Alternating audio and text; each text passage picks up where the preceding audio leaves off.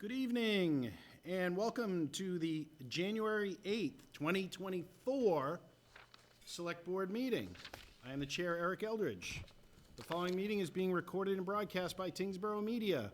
The meeting is available through our local cable access channels on Comcast and Verizon Fios, and is a live stream on our website, www.tyngsboroughma.gov. A recording of this meeting will be available through the video on demand portion of our website. Open meeting laws require that any member of the audience who intends on recording either video or audio so declare that now. Seeing none, after instruction from the State Fire Marshal and the Tyngsborough Fire Chief, in the event of an emergency, there is an exit directly across from me at the rear of the room and one to my left. With that, I would like everyone to rise for the Pledge of Allegiance.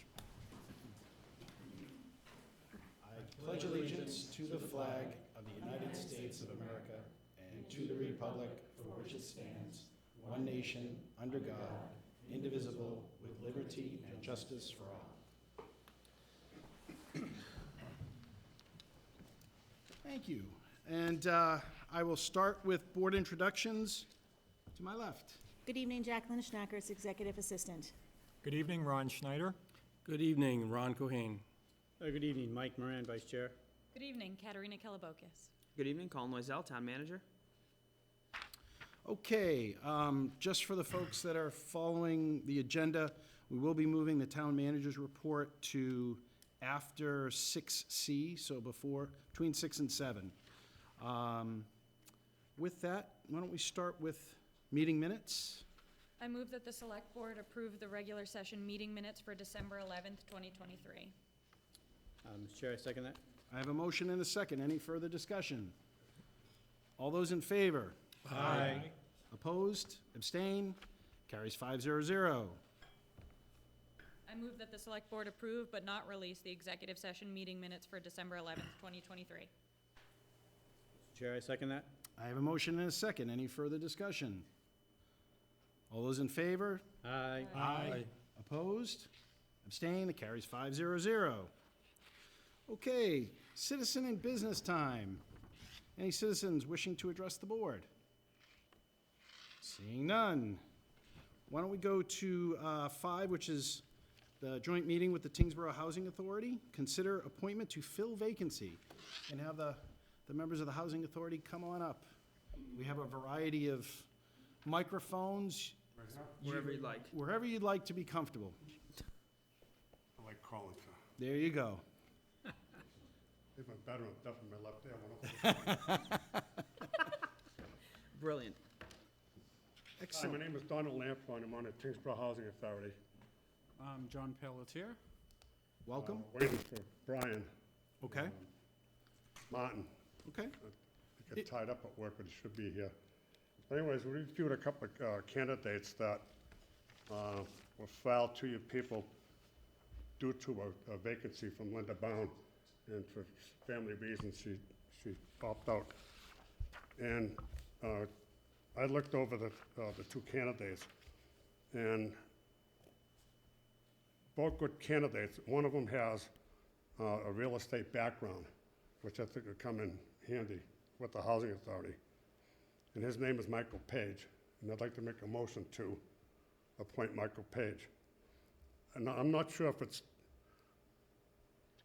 he's going to be re-elected.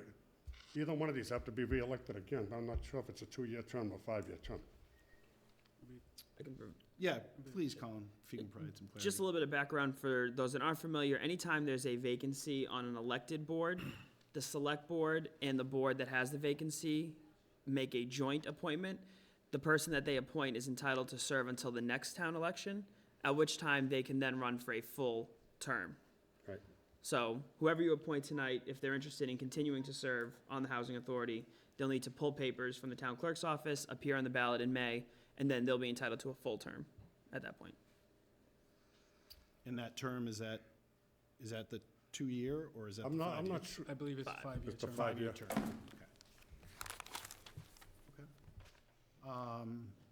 Well, did you want to wait for Brian, or are we comfortable to I mean, I proceed? don't know. I mean, do we need to wait for another board member to come and he get tied up at work?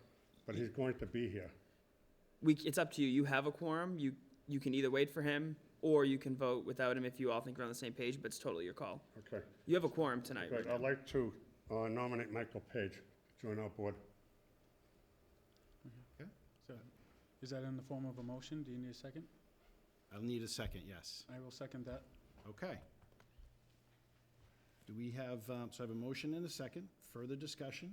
Any questions from the board? Mr. Chair, Yes, please. first of all, I'd like to thank both candidates for coming forward, and whoever doesn't get it tonight, I hope they will look at other opportunities within town. We're always looking for candidates to fill a lot of these positions, and, incredible background.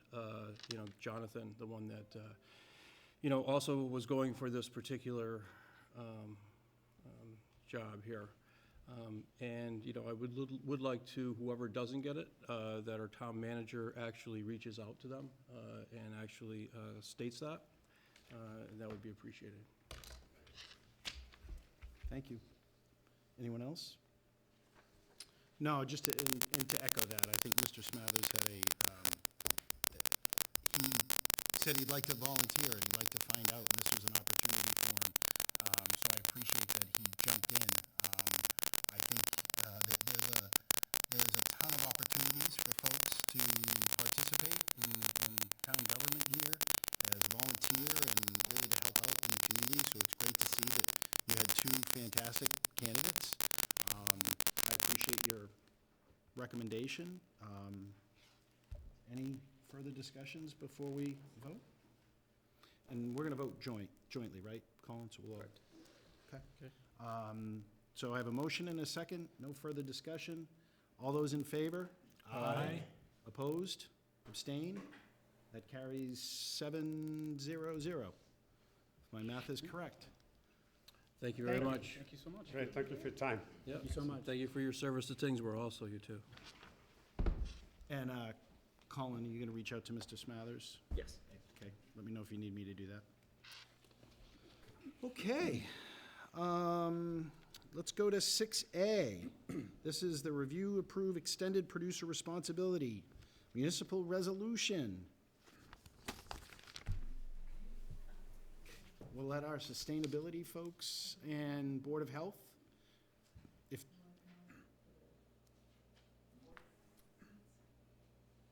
the Board of Health would like to come up, or they can stay in the, I'll leave it up to you folks. Yeah, come on up.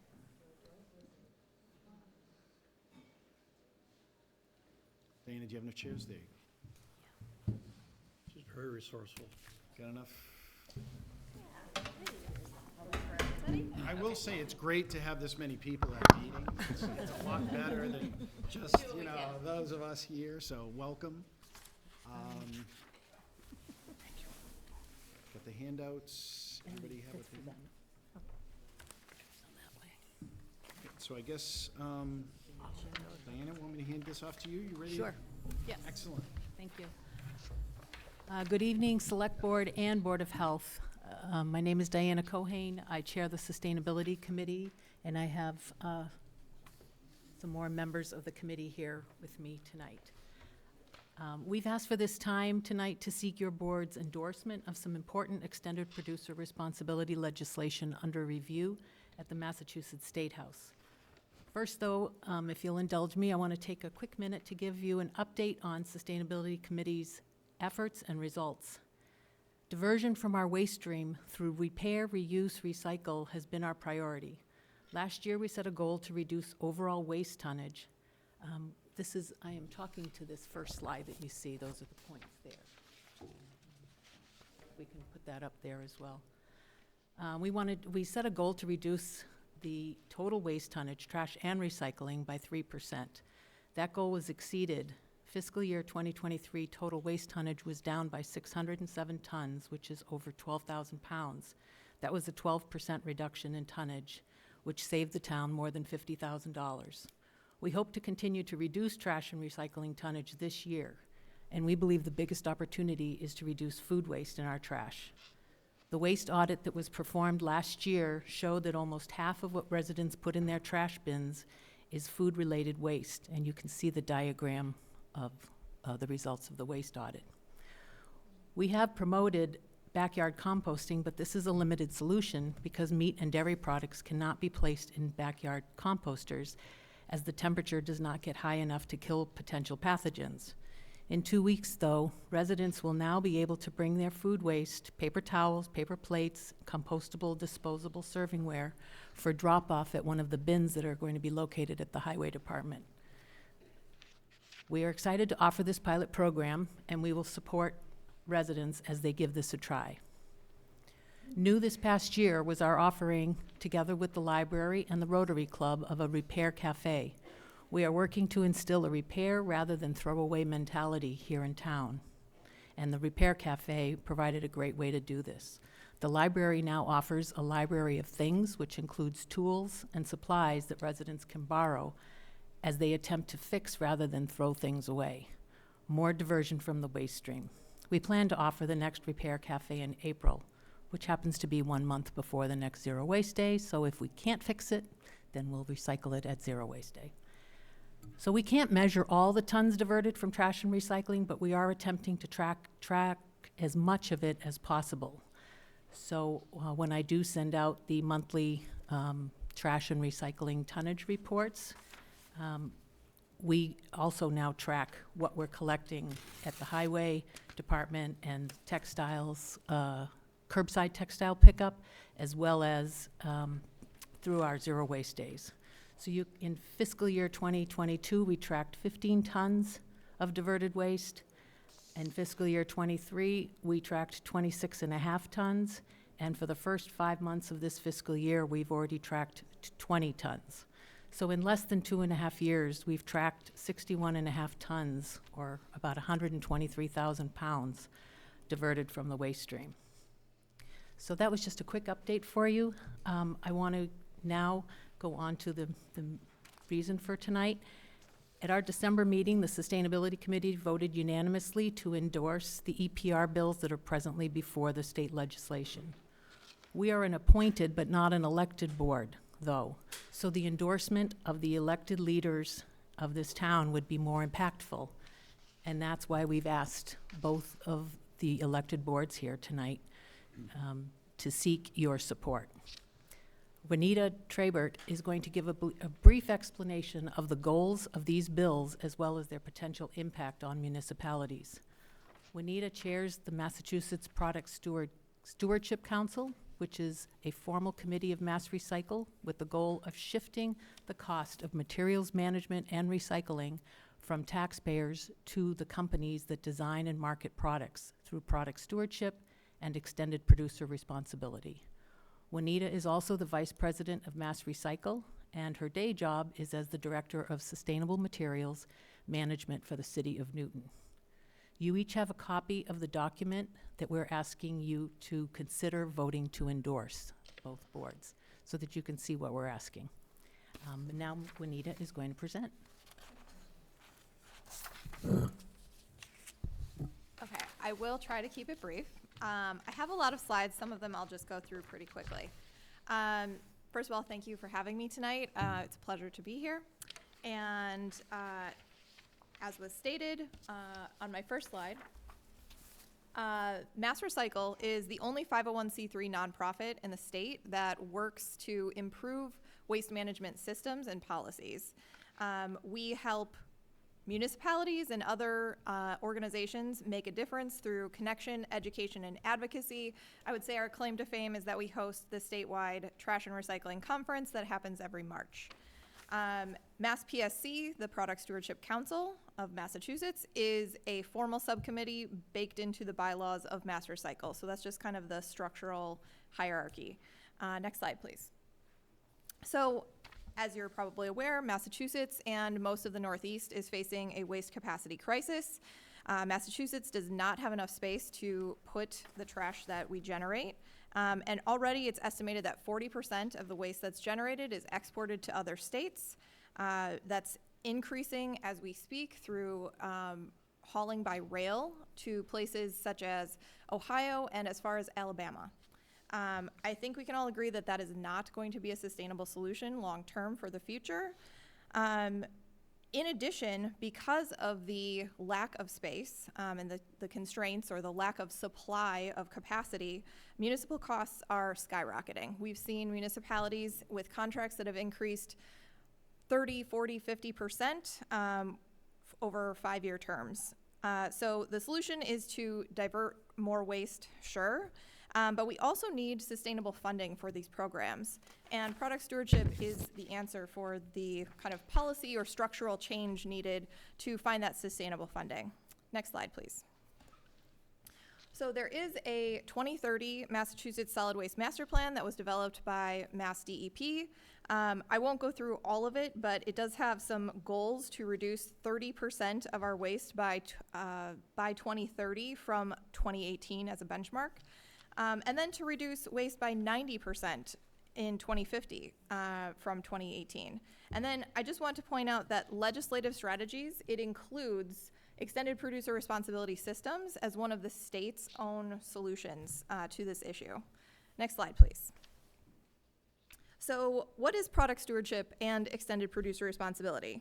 Product stewardship is kind of an umbrella term for any action that anybody in the supply chain takes to be a better steward of their product. Extended producer responsibility is a very specific policy mechanism that requires by law a manufacturer to take more responsibility for its product than they currently do. In our current system, manufacturers generate consumer goods, they go on a store shelf, and that's where their responsibility ends. This system changes that so that they would be fiscally responsible and in a managerial or coordination sense, responsible for their product after its end of life. Next slide, please. So why EPR, or that extended producer responsibility? It reduces government costs. It incentivizes waste reduction, reuse, and recycling. It increases collection, convenience, and education. And it establishes performance goals to gauge program effectiveness, which we don't have in our current system. Next slide, please. So this is a policy mechanism that exists on many different material categories, including batteries, carpet, electronics, pharmaceuticals, tires, all sorts of different products.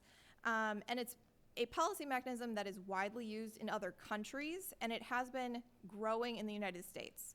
Next slide, please. So in the year 2000, there were 8 laws for one product category, which was batteries, in 7 states. Next slide. And as of last year, there were 135 laws across 18 product categories in 33 states. Next slide, please. However, Massachusetts is woefully behind in using this policy mechanism to address our waste needs. As you can see, Maine and Vermont really lead the Northeast with having 9 of these laws in place. Rhode Island, Connecticut, and New York each have 6. Massachusetts has 2 of these laws in place that I would call rather weak, although they pertain to a very important category, which is mercury. And then New Hampshire has 1, which is also a mercury law. So that is why we are advocating for advancing extended producer responsibility laws in the state.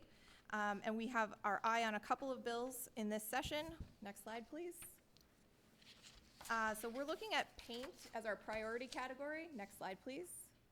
So current paint management practices, I would say, are confusing and inconvenient for residents. And for latex paint, the actual best management practice in writing, say it with a straight face, is to dry it out and throw it in your trash. When you tell residents that bring paint to your recycling center that they need to take it home with them and dry it out, they are not very happy with you. So it's not a very fun thing for anyone involved. So oil-based paint has to go to a household hazardous waste event, and if you've ever tried to do that, you have to hold your entire Saturday for this event, and if you miss it, it might be 4 months, 6 months, a year away for another one. And there may be a cost involved. There's all sorts of kind of inconvenience and barriers to proper management of oil-based paint. Next, so the result is that paint is stockpiled in basements and garages, and it's a nuisance when you have to get rid of it, when you are, say, moving. And the result is basements and garages that look like that. I think we've all seen shelves like that. Next slide, please. So a paint stewardship program would answer this problem. Paint Care is an organization that has been established by the paint industry in the 10 states and the District of Columbia where this law exists.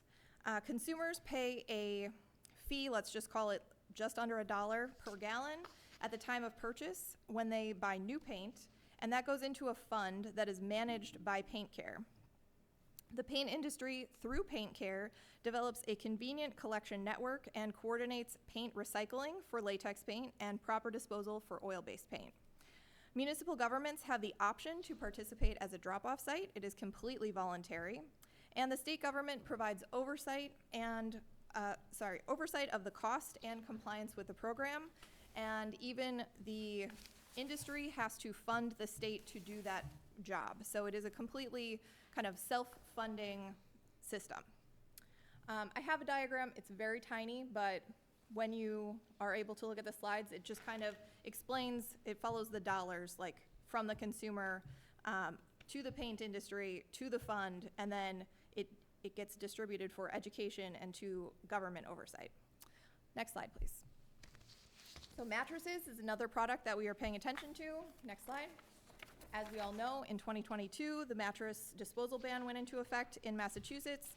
We are the only state to have a disposal ban, and it has created a patchwork system that is also confusing, inconvenient, and typically expensive for our residents. Some municipalities charge a fee and others do not, and if you choose not to charge a fee, you may be getting dumped on with mattresses. It creates disproportionate challenges for recycling in environmental justice communities, and it has changed the stakeholder dynamics so that it's actually become more difficult to pass an extended producer responsibility law, which I don't think was the intention of the state. Next slide. So this program works very similar to the paint program, where there is a fee on the point of sale of a mattress or box spring. That fee in existing programs is $12 to $15 per unit. And then the mattress industry, through the Mattress Recycling Council, develops a convenient collection network and coordinates mattress recycling from drop-off locations. So this does not include curbside collection of mattresses. Municipal governments have the option to participate as a drop-off site, and state government provides oversight of cost and compliance. Next slide. So packaging and printed paper, I call this the big fish. The primary materials under packaging and printed paper, think of your household recycling stream. So this would be bottles and cans, cardboard boxes, yogurt containers, all of those types of things. So that's the packaging and printed paper for our consumer goods. So 4 states have passed this law. They are all very, very different systems. Maine was the first, and this law has not yet been implemented because there's at least 3 years of rulemaking and regulation development in order to actually get this law in place. So there's not one state yet in the United States that has implemented this system yet. We've done a survey that estimates that this law, if passed, would save municipalities $250 million per year, and those are from costs from 2021. So imagine that with the 40% increase as contracts change. Education would be dramatically improved if this system was in place, and each producer would be required to meet annual recycling goals. Next slide. Sorry, you can go through my animations. So we're looking at these 3 different categories, and I didn't mention it in the other kind of summaries, but for paint, we've estimated kind of a low estimate that it would save municipalities about $2 million annually across the state. For mattresses, about $10 million, and that was actually a number before the ban went into effect. And again, for paper, packaging and printed paper, about $250 million annually. I've kind of laid out some of our strategy analysis of like different stakeholders and whether something is likely to pass or not. Frankly, everything is hard to pass in Massachusetts, so that's why I've described it as it's harder to pass something that's much bigger, but it is just less hard to pass something very simple and straightforward like paint extended producer responsibility. Next slide. So that is why we are asking municipalities to take action, and why I'm here tonight. So some municipalities have signed our endorsement form. Some municipalities and individuals have been contacting their legislators. And some municipalities, as I am here tonight, are working to pass a resolution in support of product stewardship and extended producer responsibility policies. And just staying engaged with our organization as things evolve. Next slide. And that is my presentation. I hope that was quick enough.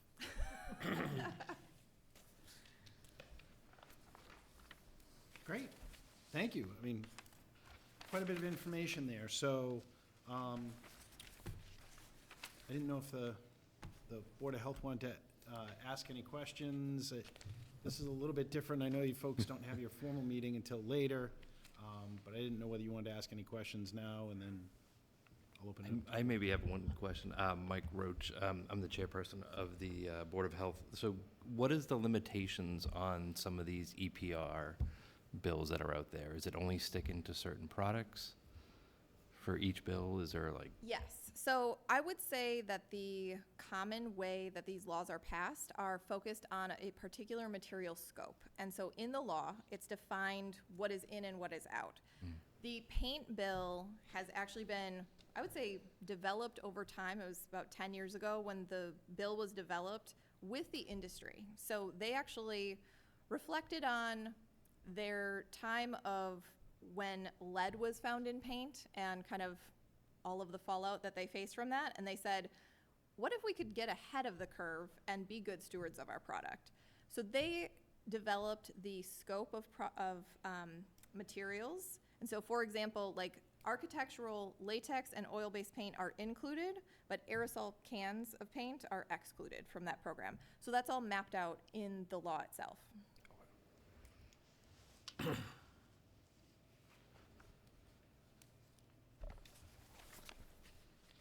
guess I'll open it up to the board. Questions from the board? Comments?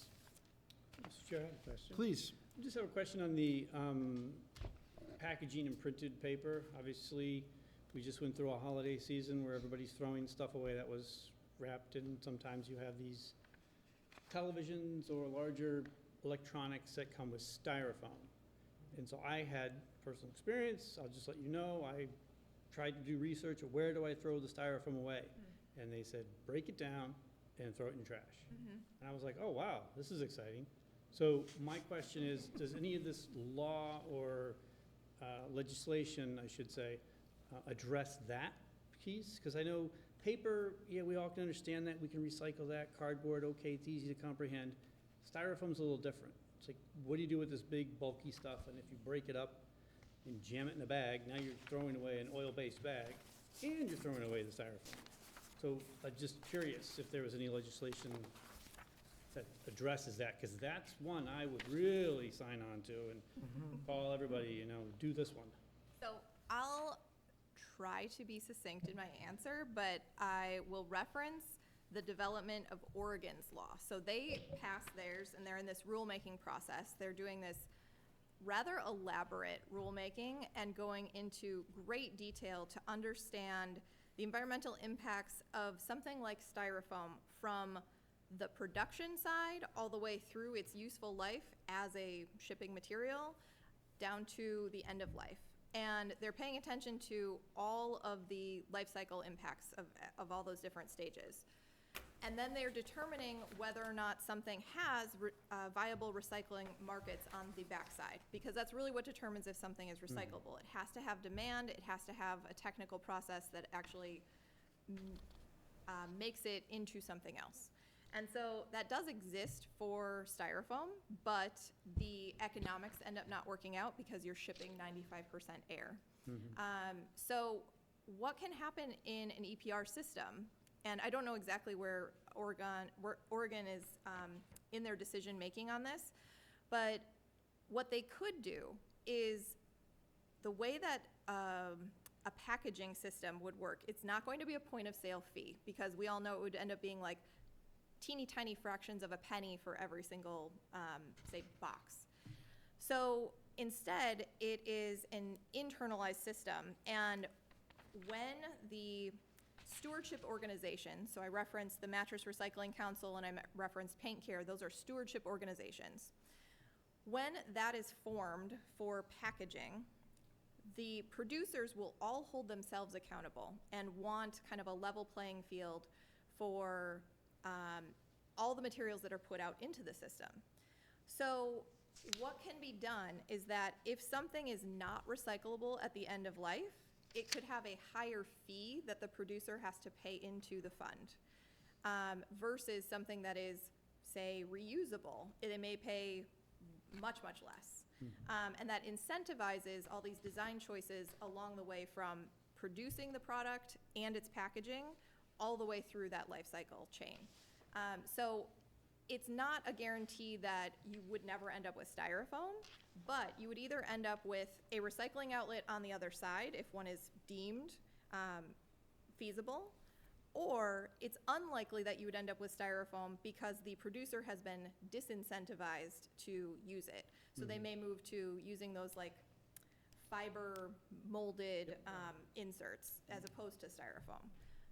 So that's kind of how that system creates incentives and disincentives for design choices. And so like a producer could say, well, I'm just gonna pay the extra because I trust styrofoam more than those fiber molds. But that's just a business choice then that they have to make within that system. Okay. And further, some of the legislation, are they adopting, because I know in the EU there are particular laws and very good stewardship, to use your phrase, of product manufacturers being engaged to where the outcome and the end of life of the product, in some cases, it's their responsibility to actually pick it up and recycle it. It's like, that would be ideal. I know it's a big burden, I know all that other stuff, but I mean, we're a bigger country than some of the European ones, so the concept is force the manufacturers, and there mostly are either Asian or Far Asian countries that are delivering goods to us anyway, because we're more an importer. You look at that ecosystem, and if our legislation can match those incentives, whatever they are, so that at the end of it, if I have this big honking junky TV that's 10 years old or 15 years old, I can call a number still and get that recycled at no cost to us, the town, versus a burden that's been put on the manufacturer. Even though it's 10 years ago, it goes into a fund. And that's, I think, the objective of the legislation, is to fund it so the mechanism is there available so that if we do call, either as a town or a consumer, we can follow through that. So it's like the business through line. Correct. And so I would say that typically, so it's the fiscal responsibility, and then it is also that actual management responsibility.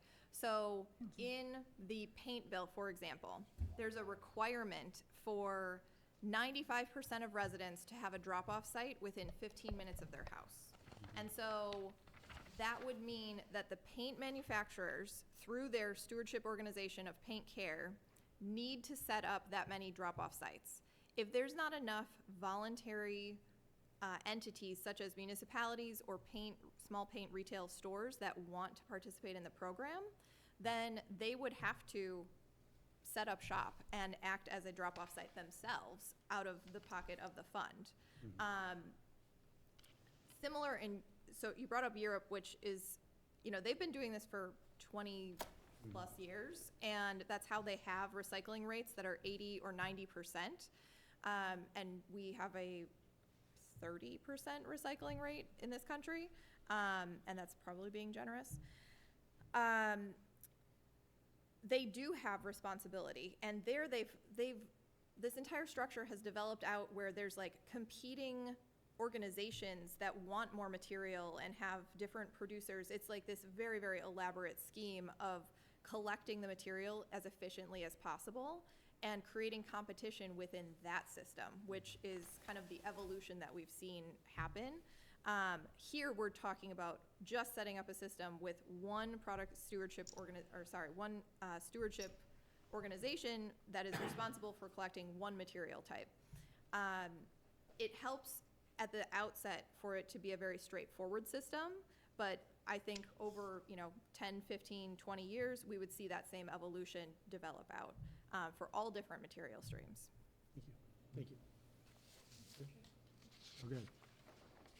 I'll be brief as well. So, there are a few things that I really like about the program. So anything, first and foremost, anything that has to do with recycling or sustainability is always a pro in my book. But more so than that, I like some of the details in that, in my opinion, more people will recycle, the easier it is to do so, right? The easier you make something, the more likely it is that somebody will follow that program, and the more of a common household thought process it is, right? The easier that that'll move forward. If you look at the mattress stewardship program, right? If it's only one thing that always takes into account is cost, right? And $12 to $15 per unit, if you're looking at what the cost of a mattress is very realistic, right? It's not a large expense on top of something, relative to the cost of the mattress itself. And same thing with the paint program, right? If we're talking a little under $1 per gallon for the average person who's going to paint their house, right? Not maybe somebody who runs their own business and is painting, all kinds of things, is a very realistic kind of paint tax or mattress tax, right? To kind of have these things where at the end of the day, it's going to result in a recycle program, which probably is going to help with what I feel is our responsibility towards the planet and each other, right? But I really like that those things are attainable, realistic numbers. I'm a big fan of that. I do think it will be interesting, seeing as how we are on the border of New Hampshire, if we do add these things as an additional cost, right? Being right on the border of New Hampshire, what does that mean for our businesses? I think that is something that we should look into. But at the end of the day, sorry, that got very loud. But at the end of the day, right, it is balanced against what is our responsibility, and it has to start somewhere, right? And I think that those are things that I really like about these programs. So thank you for coming and putting together this presentation. There was a lot of information in it, good information in it, that broke it down in a way that I think most people can understand. And so I'll stop there, but I am in favor of these programs. Mr. Schneider. I have two questions. One, the wording of this resolution, if we vote to support this, we're just doing that. We're just voting support of the resolution. We're not voting for a law change yet. We're basically saying, State, House, go do your work. Is that correct? That is correct. And my second question then is, how many other municipalities have gone through this process and voted their support for this? We have been advocating to municipalities for about a year, which was when this current legislative session started. We had 2 that were already kind of in the process last year, and then right now is kind of this like big action time. We have about 25 that are in this stage where they're about to have meetings and take votes and things like that. We've had 8 that have been passed in the last month. Good, all right, thank you. So, I was gonna, bring it back to the actions and what the expectations are. So I think, what we're talking about here is just, there's an online form, is my understanding, for the endorsement. And so this is where, it's basically be asking, presumably we would, is it Colin or we have the Sustainability Committee? Who actually fills this out? It actually wouldn't matter as long as whoever fills it out can say with a straight face that they've been authorized to do so and speak on behalf of the municipality. Yeah, because basically the last part is, has your municipality's chief elected officials passed a resolution or signed a letter supporting product stewardship legislation? Presumably those, so. And I think it's 2 parts. I think first you're signing the endorsement, right? And then, if you vote to sign the endorsement, and if the Board of Health votes to sign the endorsement, then they're going in as 2 separate endorsements, right? So it'll actually just be one, I would say, signature for the town of Tyngsborough. Okay, 1 signature for the town. And then we go online after that's done to state that. And the Sustainability Committee can do the online portion. Yeah, and the key here is that, these are still, I looked up the bills and, because there are a variety of them, and as you indicated, some of these have been going on for a while, like, Oh, yes. 10-plus years on some of these. So I think that, it's not new, it's not a new discussion, it's not something that's, it's been going on for a while, and sometimes things go at the speed of government. And so what you're looking for is to help perhaps nudge that along with our review, and then say, this is what we're in favor of. I know that you want to say something. Or a question. Question for you when you're done your No, comment. no, I'm ready, I'm ready. Would you prefer that we vote to A, authorize Colin, and B, then to sign, or do you want one motion for both? My understanding is that we're going to so we have to do it as two separate boards because they have their meeting later. We would vote as our board, and we would, I assume with the ayes, Colin, I guess, could sign, or I could do it as the chair, whichever. I don't think that's a huge issue either way. So, and then, once we do that, then they're gonna be able to go through and do the rest of them. One just to sign? I think it's just for us to adopt the resolution. I think for us, for the select board, to adopt the resolution to support the three, As presented, the yeah, proposed as year. presented, yeah. Absolutely. So that's the way I look at it. Colin, is that Perfect. correct? Does that work for you folks? Yeah, I don't think we need to do that. So, Your vote speaks for itself. yeah, so with that, my question is, do we have any other discussions? Any other questions? A quick question, if you will. Sure. Steve Jeanette, Board of Health. Yes. The costs, your estimates, how are they generated? So you're telling me for 95 cents, the paint, or whoever receives the can recycle that for 95 cents? So the numbers that I included, 75 cents to 95 cents, are from existing programs. Okay. And so the dollar or the price is really figured out and calculated after the law is passed. There's essentially an assessment that would be done by the stewardship organization, Paint Care, and it would depend on things like transportation, the number of recyclers, and kind of the distance to them. There has recently been, I think it was the program in Vermont, that they actually did an assessment and an audit of their program and needed to raise their fee to $1.25. So that's where the origin of the numbers comes from. It's just kind of the system in itself, and estimates of how much is likely to come in based on other programs and things like that. But it's charged when they purchase it, Understood. and then the recycling part is free. Right, I understand. My concerns are escalating costs and, gee, this isn't as easy as we thought it was, or the place is gonna be 30 miles from my house when I was told 10 minutes, Costs always escalate, and there's consequences for everything, so just trying to get a handle on that. Very fair. And then the only other thing that, just to be clear, the organizations that are doing the collection, they're private entities. These are, we're not starting another government entity, another agency. This is private and for-profit, correct? Yes, you are correct. Is this, I'm sorry, Go- is this private-public stewardship between the government, and is it some type of collaboration?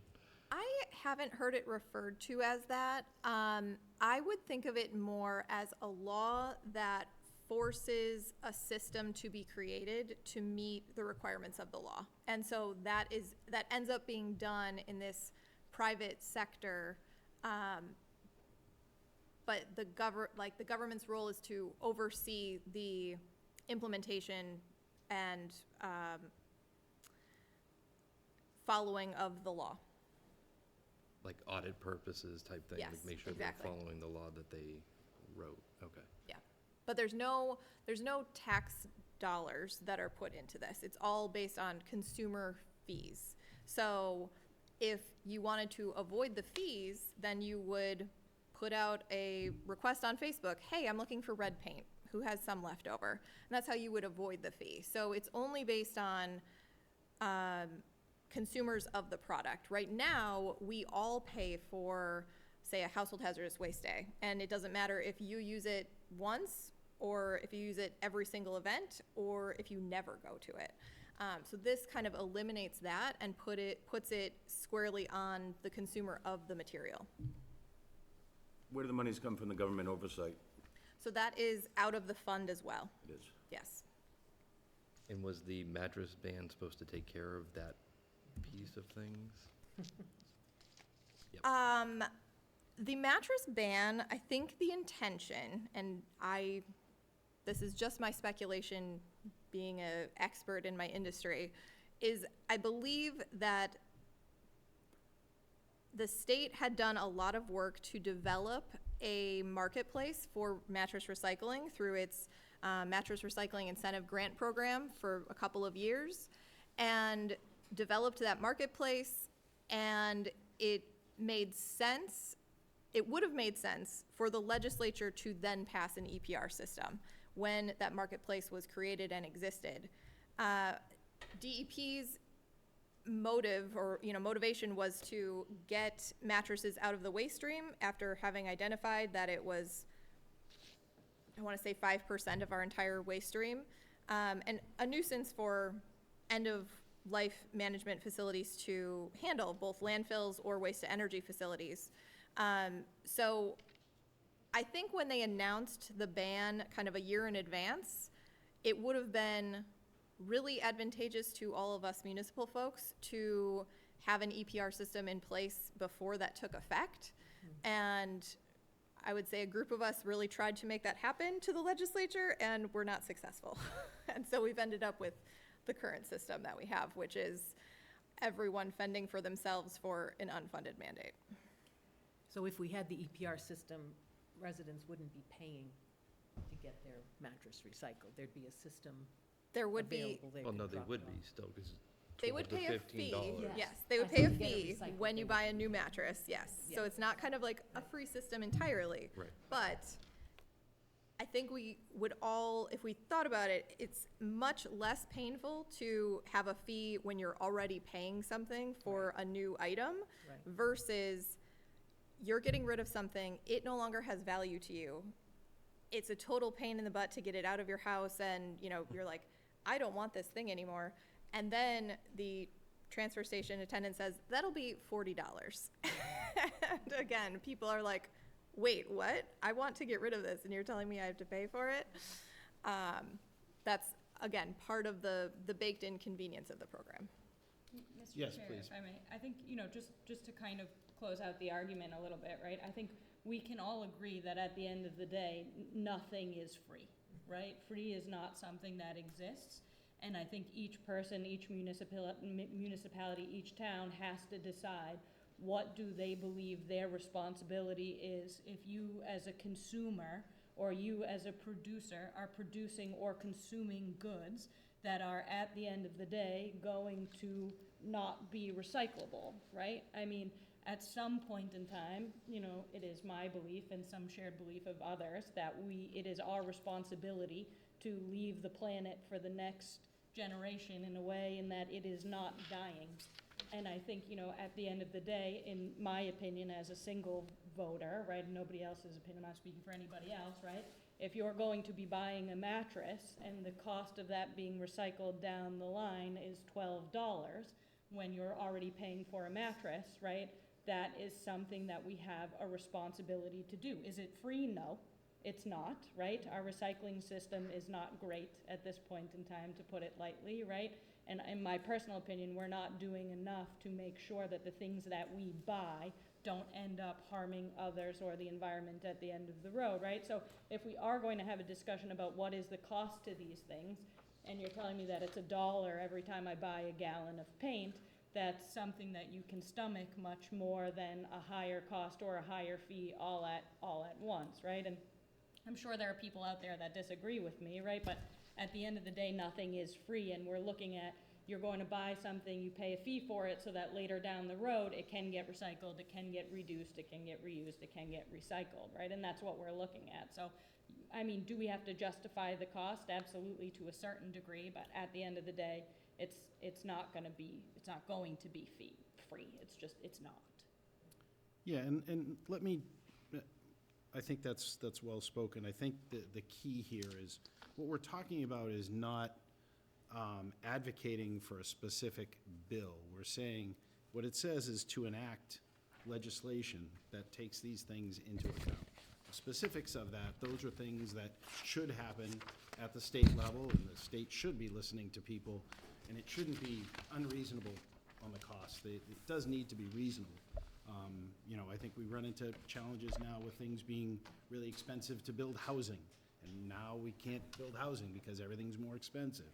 So it needs to be done prudently, and what we're talking about here is saying, look, we want the state to enact legislation that addresses these issues where we have a waste problem.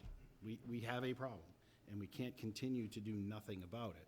Now, what those details are, those are things that need to happen at the state level. There are some bills that are there, and they do need to be discussed, they need to be vetted and work through all the details on that. I think from our standpoint, my standpoint, I think what's being asked of us is that, do we advocate for that and for the state to do something about that? So I think I'm at the point where I will entertain a motion. I move that the select board adopt the resolution to support the product stewardship legislation as presented. Mr. Chair, I second that. I have a motion and a second. Any further discussion? All those in favor? Aye. Opposed? Abstained? Carries 5-0-0. Thank you very much. Thank you. Thank you. Thank you. Thank you.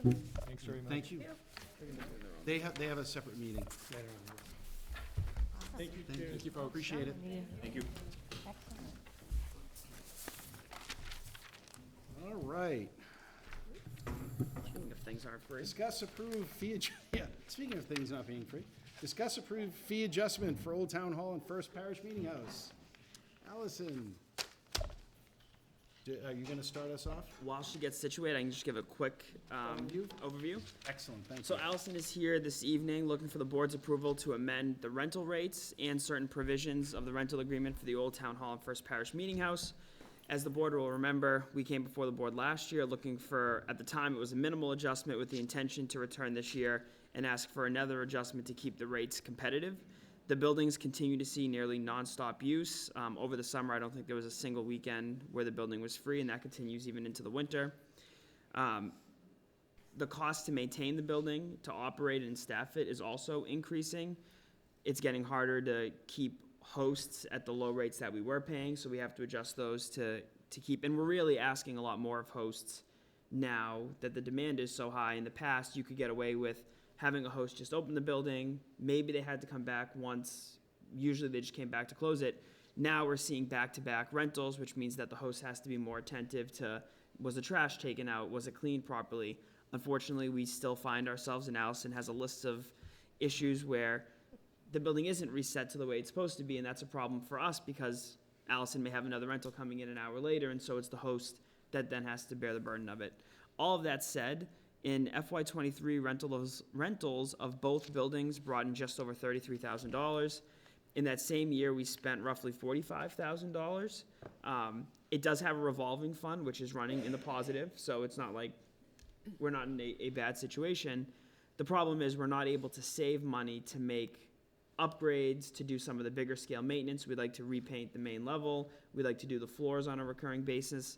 If that's something that we're going to invest in and keep it self-sustaining in the way that it is today, it's important that we look at increasing the rates. There's also some minor things in here that are policy changes that would just make it easier for us to manage the building, protect the town's interests. I think at this point, it probably makes sense for me to turn over to Allison to go through the specific requests as she is intimately aware of the challenges that she faces over there. Please, Excuse me, I apologize. no problem. I guess the first thing that I had discussed when Colin and I met was the deposits that we require of people. So in order to book your date and to hold that date, not your rental fee, but to hold the date, we require a security deposit of $250. Excuse me. I am proposing that we up that rate to $400. I am so sorry. I've had this for 3 weeks, I can't get rid of it.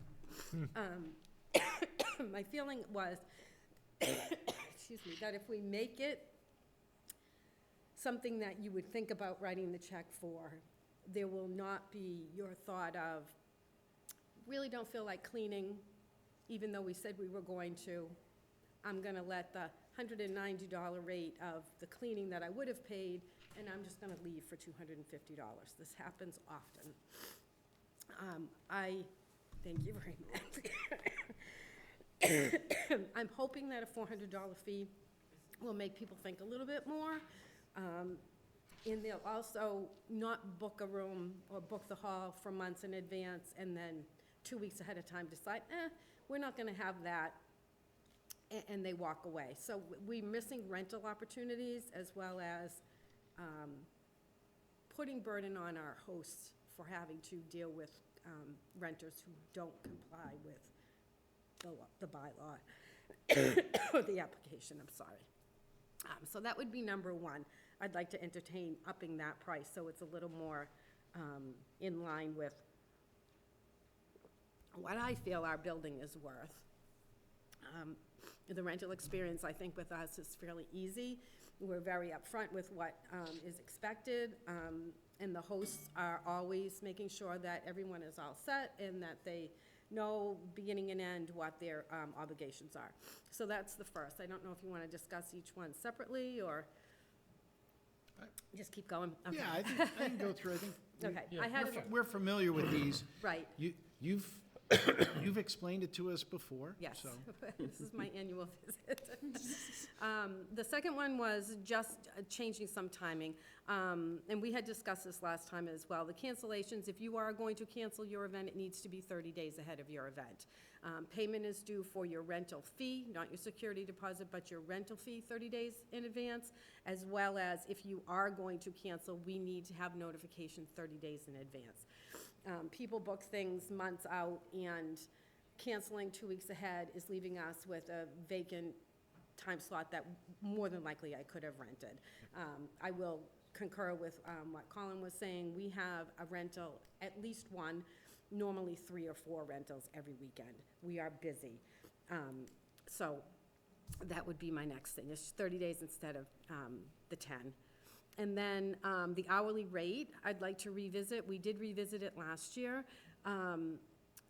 Residents are currently a $300 rate with a $50 recurring rate after their 4 hours, so $300 for their first 4 hours, and then $50 an hour after that. Non-residents is $400 with a recurring also of $50. So they pay an initial fee a little bit more, but had the same rate after the fact. I'd like to propose to change that. I would like to keep the non-resident rate at $100 an hour, so your first 4 hours is $100, and your next 4 hours is $100 an hour. So after your first initial 4, it will keep the rate of $100. The benefit to that would be that the residential rate would still be $50, so they would still see some benefit for being a town resident. Keeping the local nonprofits as is. I would like to just do a little housekeeping there and say Tyngsborough, local nonprofit, and that's just in the reading of it. People think that they are a local nonprofit, but if you read further into the policy, it does say Tyngsborough-based local nonprofit.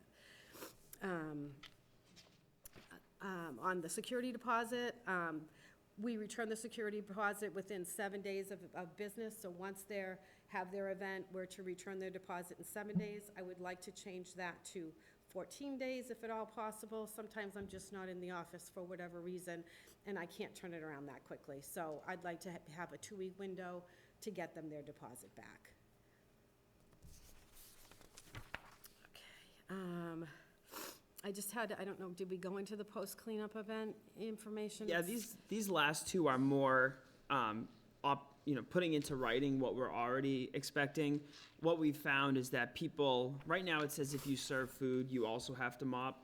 The problem is somebody's like, well, I didn't serve food, but instead they spilled 3 beer cans, swept over it, and now we've got this giant sticky patch. And that goes back to the same thing. If a host comes in and they have an hour to turn the building over, for our host to then be scrubbing while the new party's coming in, the sixth item is just clarifying the responsibility.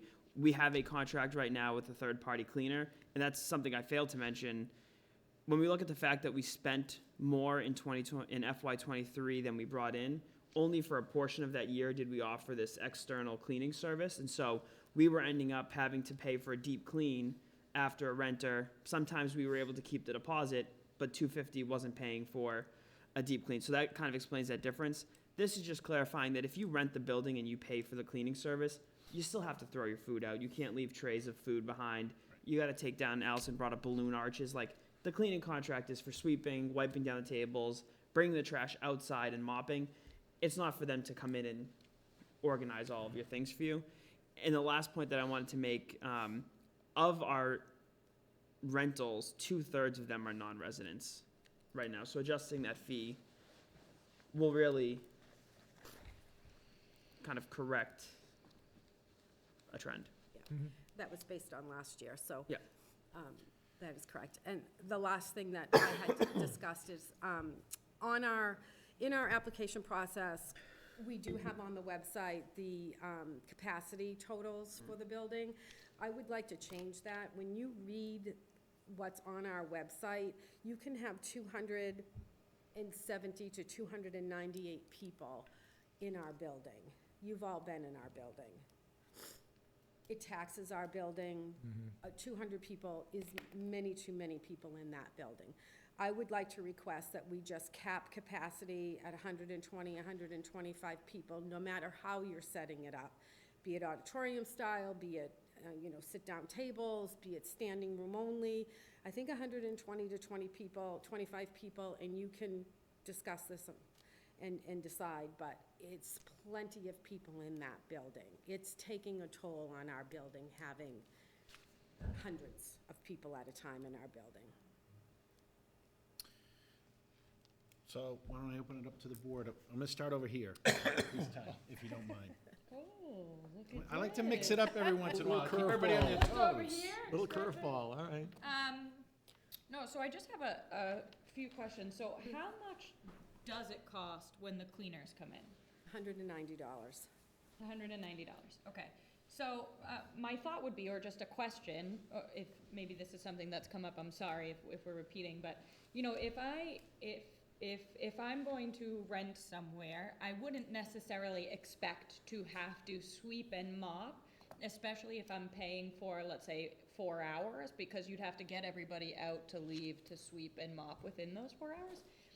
Have we considered, and I'm sure we have, but what is the thought process besides saying, okay, if you want to rent this, there is a mandatory cleaning fee of $190. That way we don't have to worry about a host or them doing it properly or telling them where the mop or the broom or things like that is, and we know it's getting like a really good clean after each person.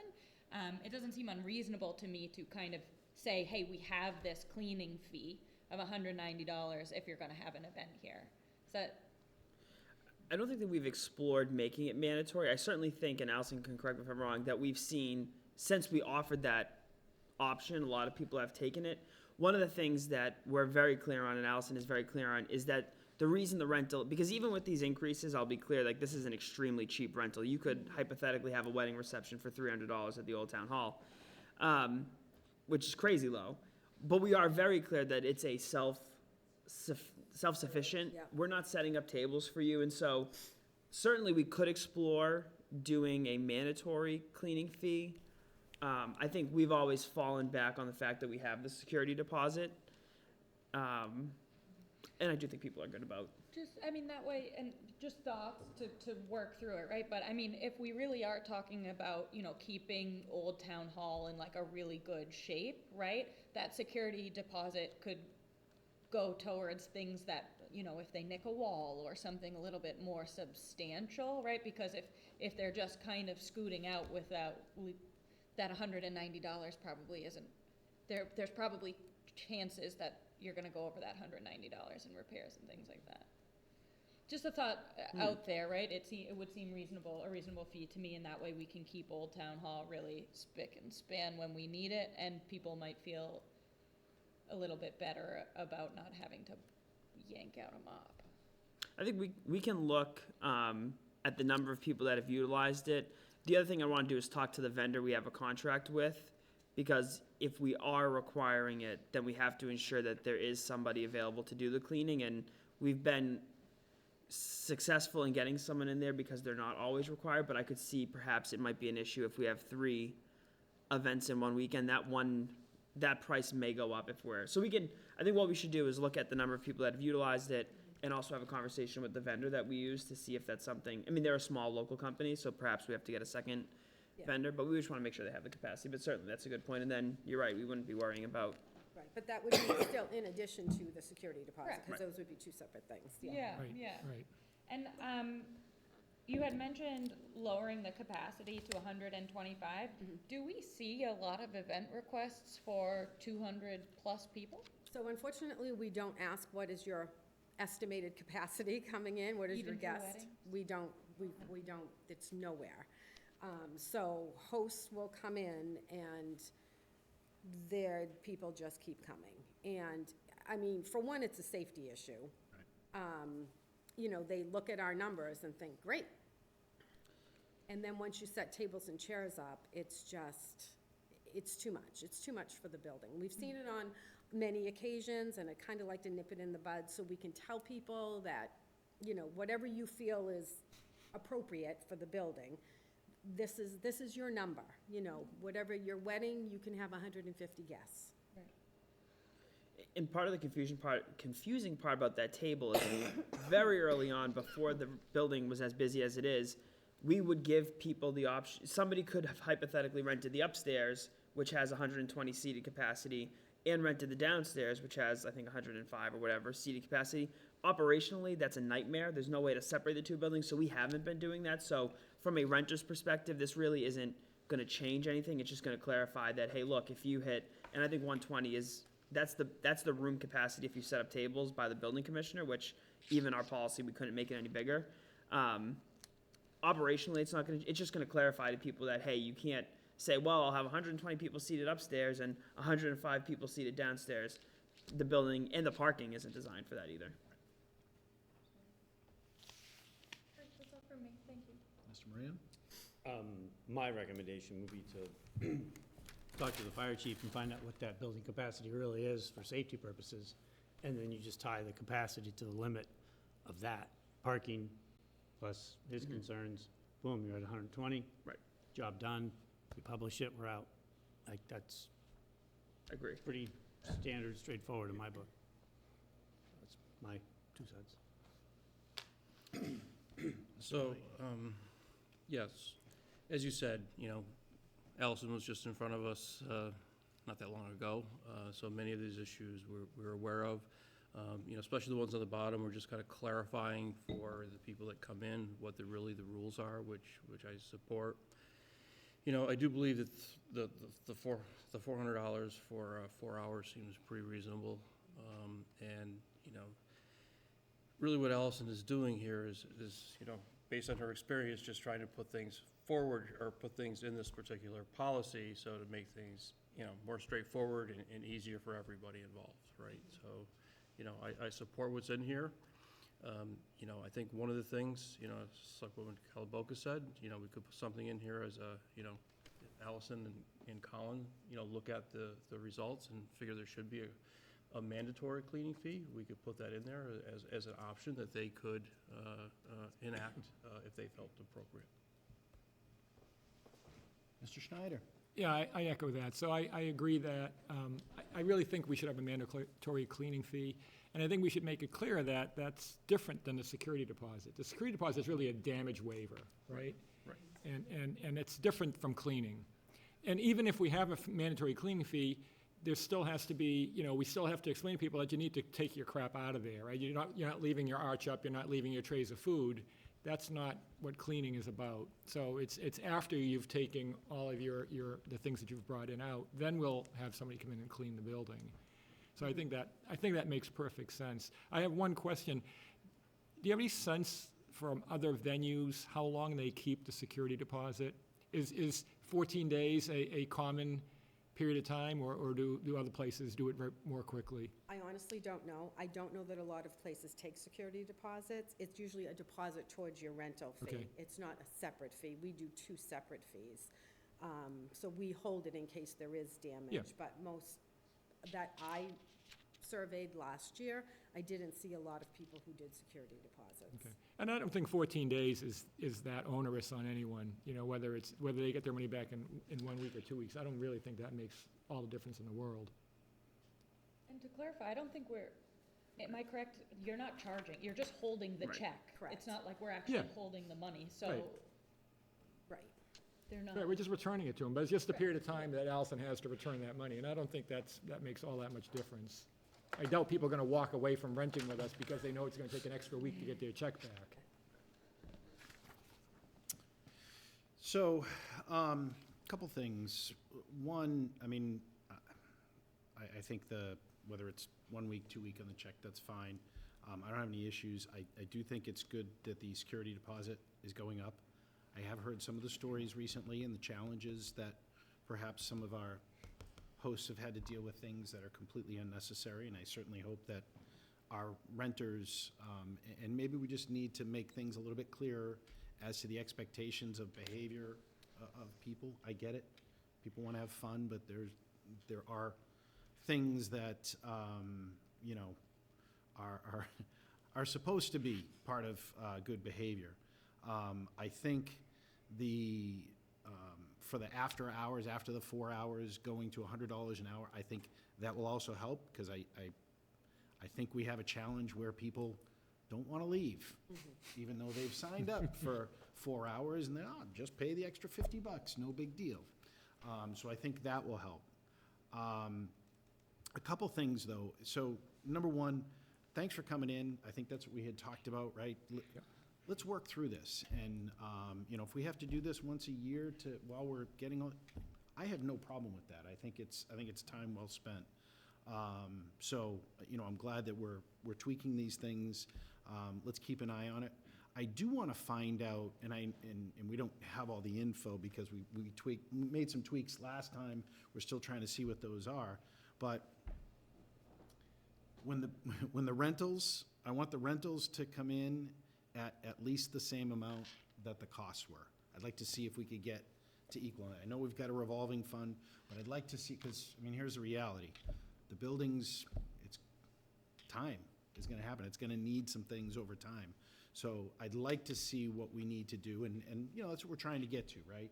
Get to, you know, it pays for itself, and I'd like to see us get to that, and keep it nice, because there's been a lot of money that's been spent on those buildings, and you've been a great steward for those, but let's see what we can do to make sure that the costs help to accomplish that. So that would be the only thing I would say there. As far as the mandatory fee, I would sit there, you know, it could be that we could authorize you to, and does the board need to, I don't know what the town manager, we have to authorize a mandatory fee for those buildings, cleaning fee? You still maintain jurisdiction over the building, so that's why the policy is still with you.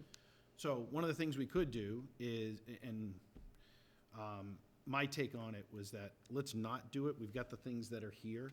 Let's let Allison and Colin go back and look and see whether a mandatory cleaning fee would work, and whether there are some other parameters. And if we had to have an item on here, you know, a month or two from now, no big deal. We put it on. My only follow-up to that comment is, everyone has a different definition of what clean is. Mhm. And if you have an external cleaning company, it's gonna be consistent. You know, what one person says, I clean the building, and another person says, I clean the building, looks like it could be completely different. Agreed. You know? I agree. I also think that there are different uses, right? Yeah. There are some people that are using it for some things that are more likely to need that cleaning than others. That's all I'm saying. So, Right. you know, and I'm open to whatever you folks want to put in on the, in the motion. as I've just been sitting here thinking about it and listening to everybody speak, I do think that having some sort of mandatory cleaning fee is very important to keep the building. I don't know what it would look like, but I do think that there should be some authority that rests with Allison to waive the fee if there's certain types of events that she feels probably won't need it, right? And I don't know what kind of groups use it, right?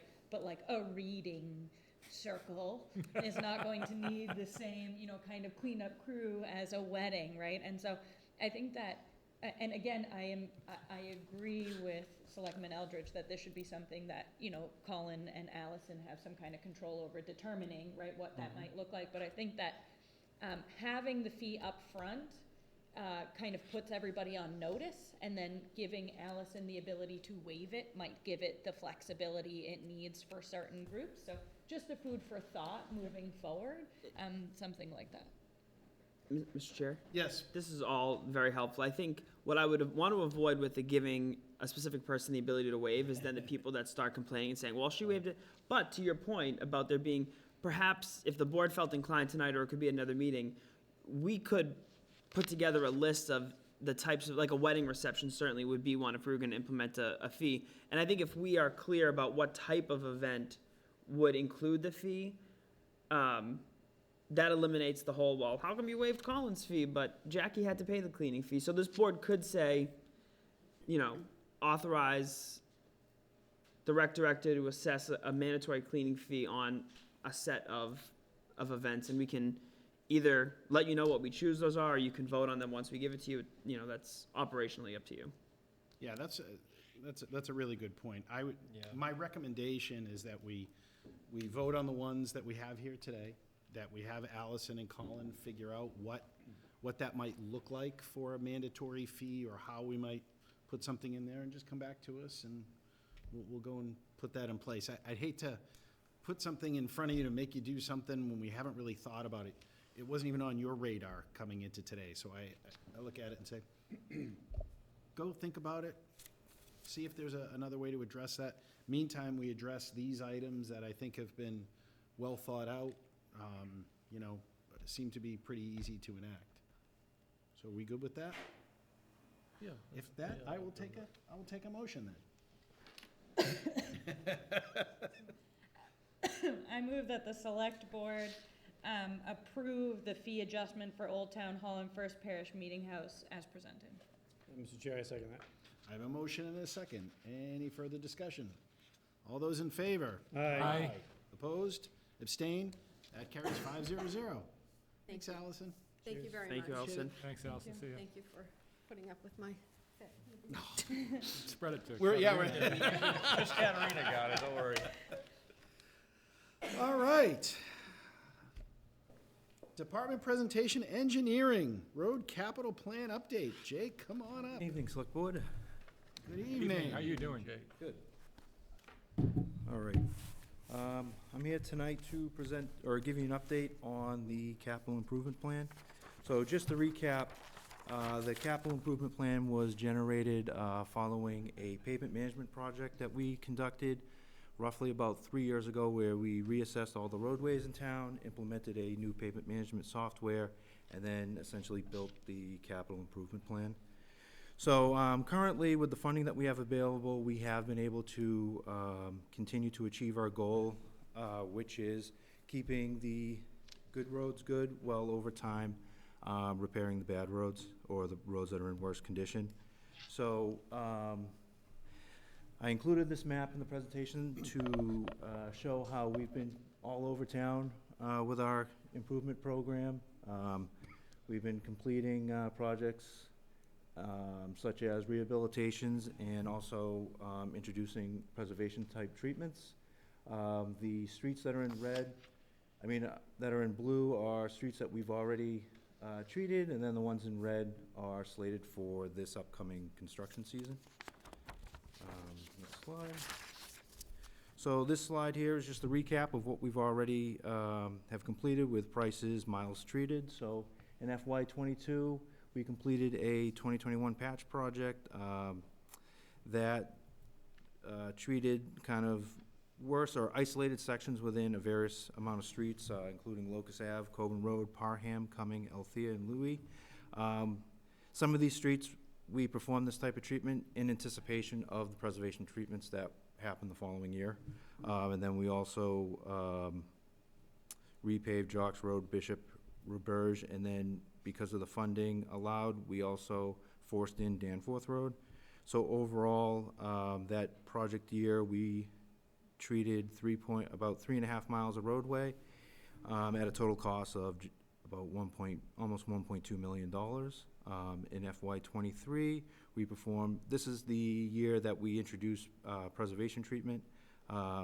We performed 3.7 miles of crack sealing along various roadways, and then we also completed our preservation program within the Appaloosa neighborhood, Althea, Locust, and Farwell. This program overall treated 8.6 miles of road at only just over, a touch over $1 million. And then FY '24, which is still ongoing, we're gonna be completing Patriot Road this spring, and because we got pretty good bid amounts, we also forced in Deschanel Lane, which that road was reclaimed and repaved just before the winter. That program is expected to treat 1.6 miles of roadway at just about $850,000. And then next slide. And then plan for this year, we're gonna break it into 2 phases. Phase 1 is gonna be a preservation phase. We're going to be introducing bonding wearing course. That treatment is gonna be completed over Lakeview Ave and Parham Road. This is within the limits of the Dragut Water District project, so that is to repair the trench that was put in within that area. And then we'll be doing a rubberized chip seal, similar to what was done on Farwell and Locust on Frost Road.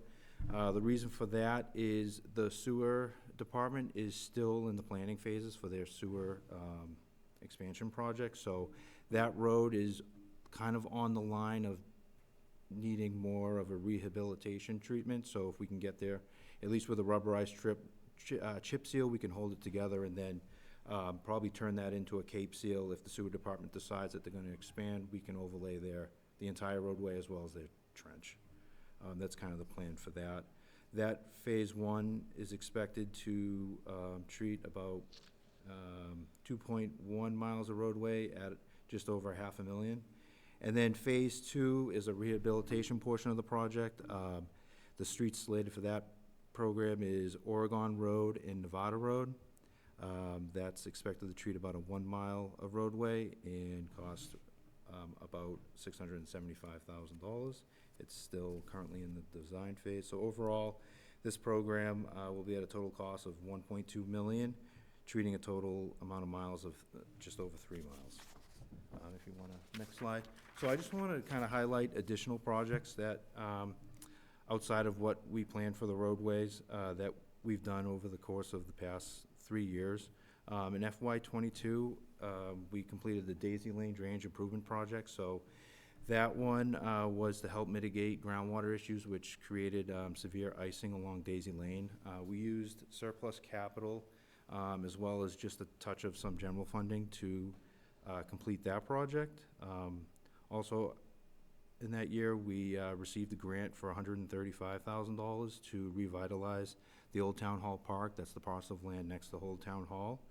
In FY '23, with the use of capital funding and some general funding, we slip-lined a deteriorating culvert beneath Sherburne Ave over by the tech school. That project, we reached out to a lot of vendors and used some innovative slip lining product called Channel Line, which is unique because you can customize it to the specific culvert and actually accommodate the deflections and issues within the culvert. So we slip lined that culvert, and it's been holding up very well. And then also within that year, we received some grant funding to extend the sidewalks along Coburn Road. This has been a hot topic, at least since I've been here, and I've received numerous phone calls, so we were able to Achieved that with the help of grant funding, so that extended sidewalks from Beach Street to Lakeview Ave, which allowed residents within those areas to safely walk to the town beach. In FY 2024, with capital funding and general funding, we did drainage improvements along Madeline Terrace. The scope of that, or the original scope of that project was to take a failed outfall offline and then redirect the water further down Madeline Terrace. With the rain events that occurred within within the project timeline, it actually revealed to us that additional neighborhoods over the years were tied into that drainage system, and it kind of overwhelmed the overall system. So with the funding that has been available, we were able to upsize the drainage system in that neighborhood and mitigate any future flooding issues. And then just a few months ago, we had some historic rainfall events that caused a culvert beneath Chestnut Road to collapse and undermine the roadway, exposing natural gas infrastructure. We were able to allocate road stabilization funding to not only repair the road, but also do an emergency replacement of that culvert. So those are just kind of additional projects that we complete, you know, aside from what we try to plan for the roads program. And then the next slide. So this slide, I just want to show what we've spent over the course, or will spend over the course of the last 3 years and this upcoming year. So total, we've spent about $5.5 million on our infrastructure and roadway network. As you can see, from FY 2022 to FY 2024, we've consistently been able to allocate about just over $1.3 million of funding. This funding is broken down between grants, general funding, Chapter 90, capital, road stabilization. And then I do want to highlight, in FY 2025, I have estimated that we're going to spend almost $1.5 million, and that's including a new funding source called the Fair Share Act. So if you go to the next slide. So to explain the Fair Share Act, this was passed by voters in 2022. It's a revenue raised by the 4% of surtax on taxable income over $1 million to be spent on public education and infrastructure. Tyngsborough was allocated $242,769. The way they allocate it or break it down for each municipality is they use the Chapter 90 formula for the first 100 million. Well, the total is I believe it's 200 million, or no, 100 million, and then 50 million is allocated or broken up using the Chapter 90 formula, and then there's another formula based upon the municipality share of road mileage. This funding is included in your Chapter 90 allotment and is expected to be available for future years. And then the next slide is if you have any questions.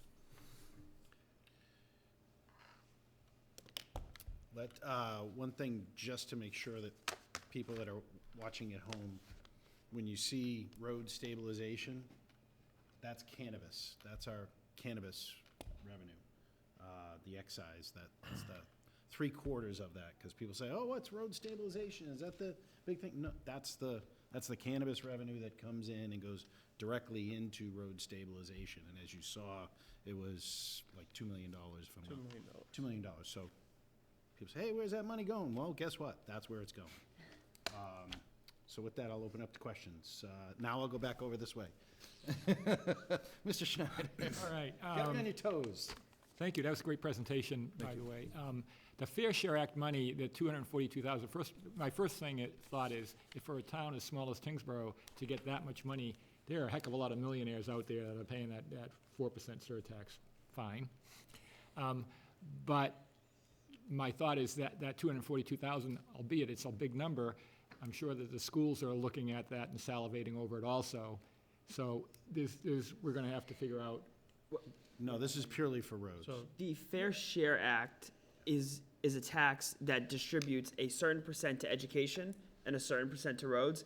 This 242 is just the of the piece? road Oh, perspective. even better. So the schools will get their shot at the Fair Share money, but they can't touch this 242. I stand corrected, and the 242, I'm sure, will be used Already appropriately. spent. in roads, yeah. Mr. Cohen. Can you go to the previous slide, Colin? Slide 6. So is that total amount, does that also include the culvert work and everything else Yes. that we did? Yep. Okay, thank you. I mean, really kind of where to start here. So when I first started on this board 7 years ago, the first project that I remember that we did was Kendall Road. It was .73 miles, and it was $300,000. And that was kind of what we were doing on a yearly basis. They did have one tax increase for like $1.2 million. We did more, but that's really where we were at, right? And as many of the residents will tell me also, they know that a lot of developers didn't do what they were supposed to do 20, 30, 40 years ago. So this has been a compounding problem, and, you know, everybody wants to fix the roads. I understand that. But what we have done is we've put in a funding mechanism with the cannabis is one piece of it, right? You know, capital's another.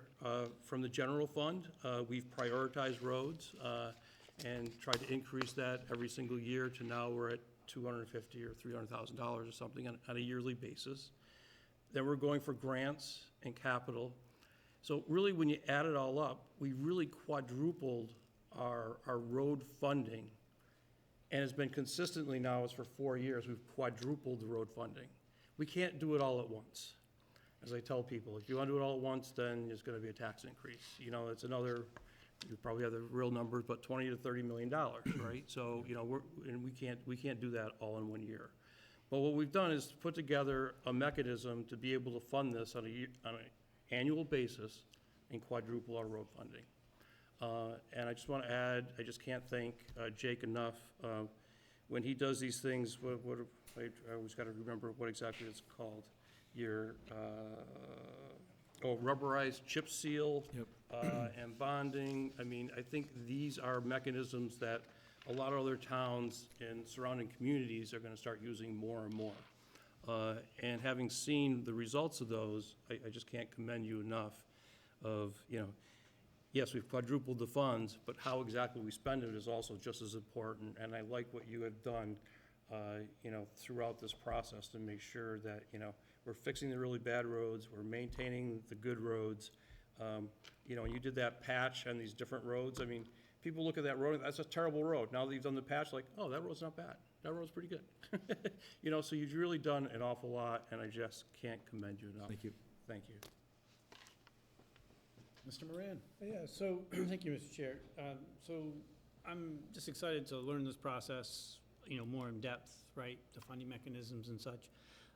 And I think just for my own edification, and maybe for those listening, is there a particular process that roads are selected for instance, the cracked ceiling versus the rubberized versus Yes. full rehabilitation?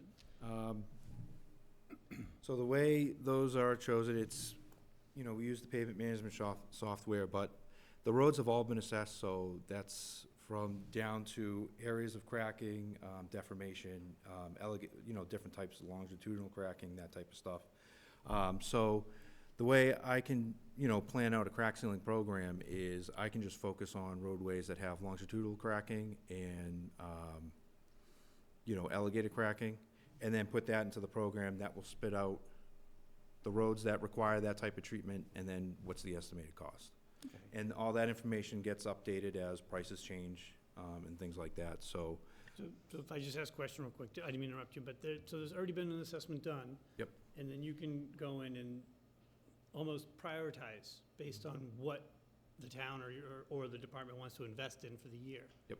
Right, so you have that, which is great. I think it's great that the assessment's been done, and hopefully it's an ongoing assessment because of, you know, Yeah, I wear and have tear and erosion and such. plans And to- that the prioritization of those roads getting done, and hopefully at some point down the road in the future that, I don't know if we want to share the information with actual citizens or not, but basically the prioritization over the next 15 years is what we want to do.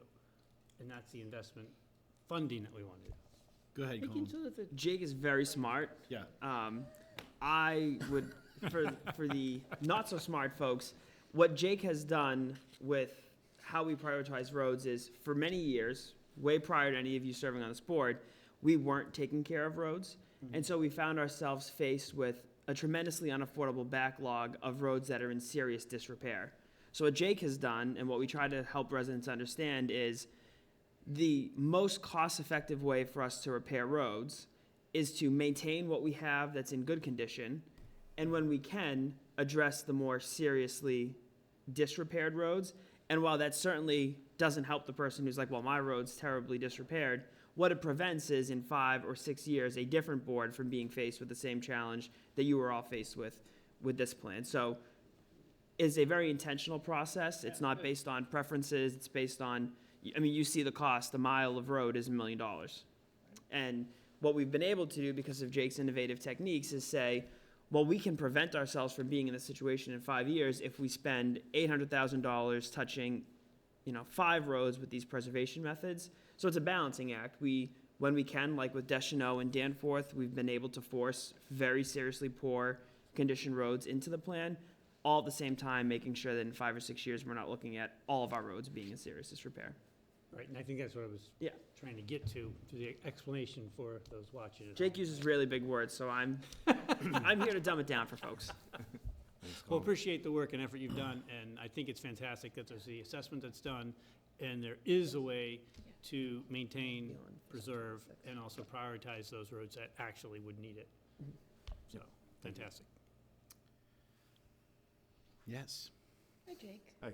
Thank you for the presentation, and look at how beautiful it is. It's not quite a pie chart, but it's just as nice. It's the next best thing. We're saving pie charts for January 29th, the budget meeting. Got it. So a few things. One, my understanding is that on the website, somewhere, there is a list of the order of the roads that we're doing up to 2026, right? So is that correct, Jake? Yes. Okay, so if residents want to know, is their road on the plan, they can go online and figure out, is their road on it? And second, can we put this presentation on the website somewhere? Yeah, we'll supplement. We usually have a button. It's been hidden because of the election, but there's a button on the homepage that links to the road capital plan. We'll update it with this. Okay, so that if somebody wants to kind of see a full picture of what has happened previously and where we're going moving forward, right, they can kind of find it in one place, which I think will be really helpful. That's it for me. Thank you very much. Yeah, and for residents, if you go under the departments, under engineering, if you look down, there's a click here for the 5-year road paving and maintenance plan. Jake has done videos. He's done some things to explain. We know that the roads, it's something that people hold near and dear. There's a lot of visceral reactions, and I'm glad to see that. I like visuals like this. I like that the arrows go in the right way. There's some things. I just think it lays things out well to people to see. Hey, this is where the money's coming in, and this is where it's going out. And I think we're going to need to do more of that, laying it out easily for people. Some questions for you. So, culverts. So, yes, when you started, we got the roads, we got a plan, we got all those things. We've had problems, and we've been addressing them as they come up on the culverts. Do we have a plan for all the culverts? And so we can understand, because the challenge with culverts that's different than roads is, if I fix a culvert, say, at the elementary school, and I use a really big pipe, and then there's culverts downstream that aren't as big, I need to address that. So do we have a plan for all the culverts yet, or do we have a plan to get a plan? I believe it was last year or the year before, we received a asset management grant, and that was more geared towards stormwater infrastructure to continue our NIPD's MS4 permit efforts. But also within that, we did a assessment of the 5 kind of worst culverts in town. With that, we were awarded a DER grant for $73,000 to start the data collection and preliminary design for Redgate, the culvert at Redgate Road, and then the downstream culvert on Dunstable by, I believe it's Kristen Way. It's near the pump station.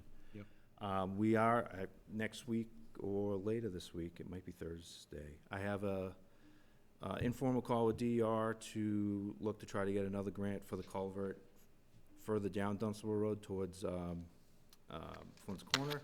And then also I've been working with consultants on getting quotes to perform. It's because of the number of culverts and the cost, it's gonna be kind of like a three-phase townwide culvert assessment. So with that, I hope to achieve, prioritizing culverts throughout town and including this into our funding. And that's the challenge, right? Because roads, everybody sees, the culverts, they don't see until they fail. And I don't know if anybody knows, but we got a lot of rain this year, so it really it exposed a lot of stuff. So I know that, and the hard part is that we haven't been budgeting for that. We haven't been giving you what you need on that. And then when something happens, like, oh, Jake, find a way to fix that. And by the way, come up with the money for it too.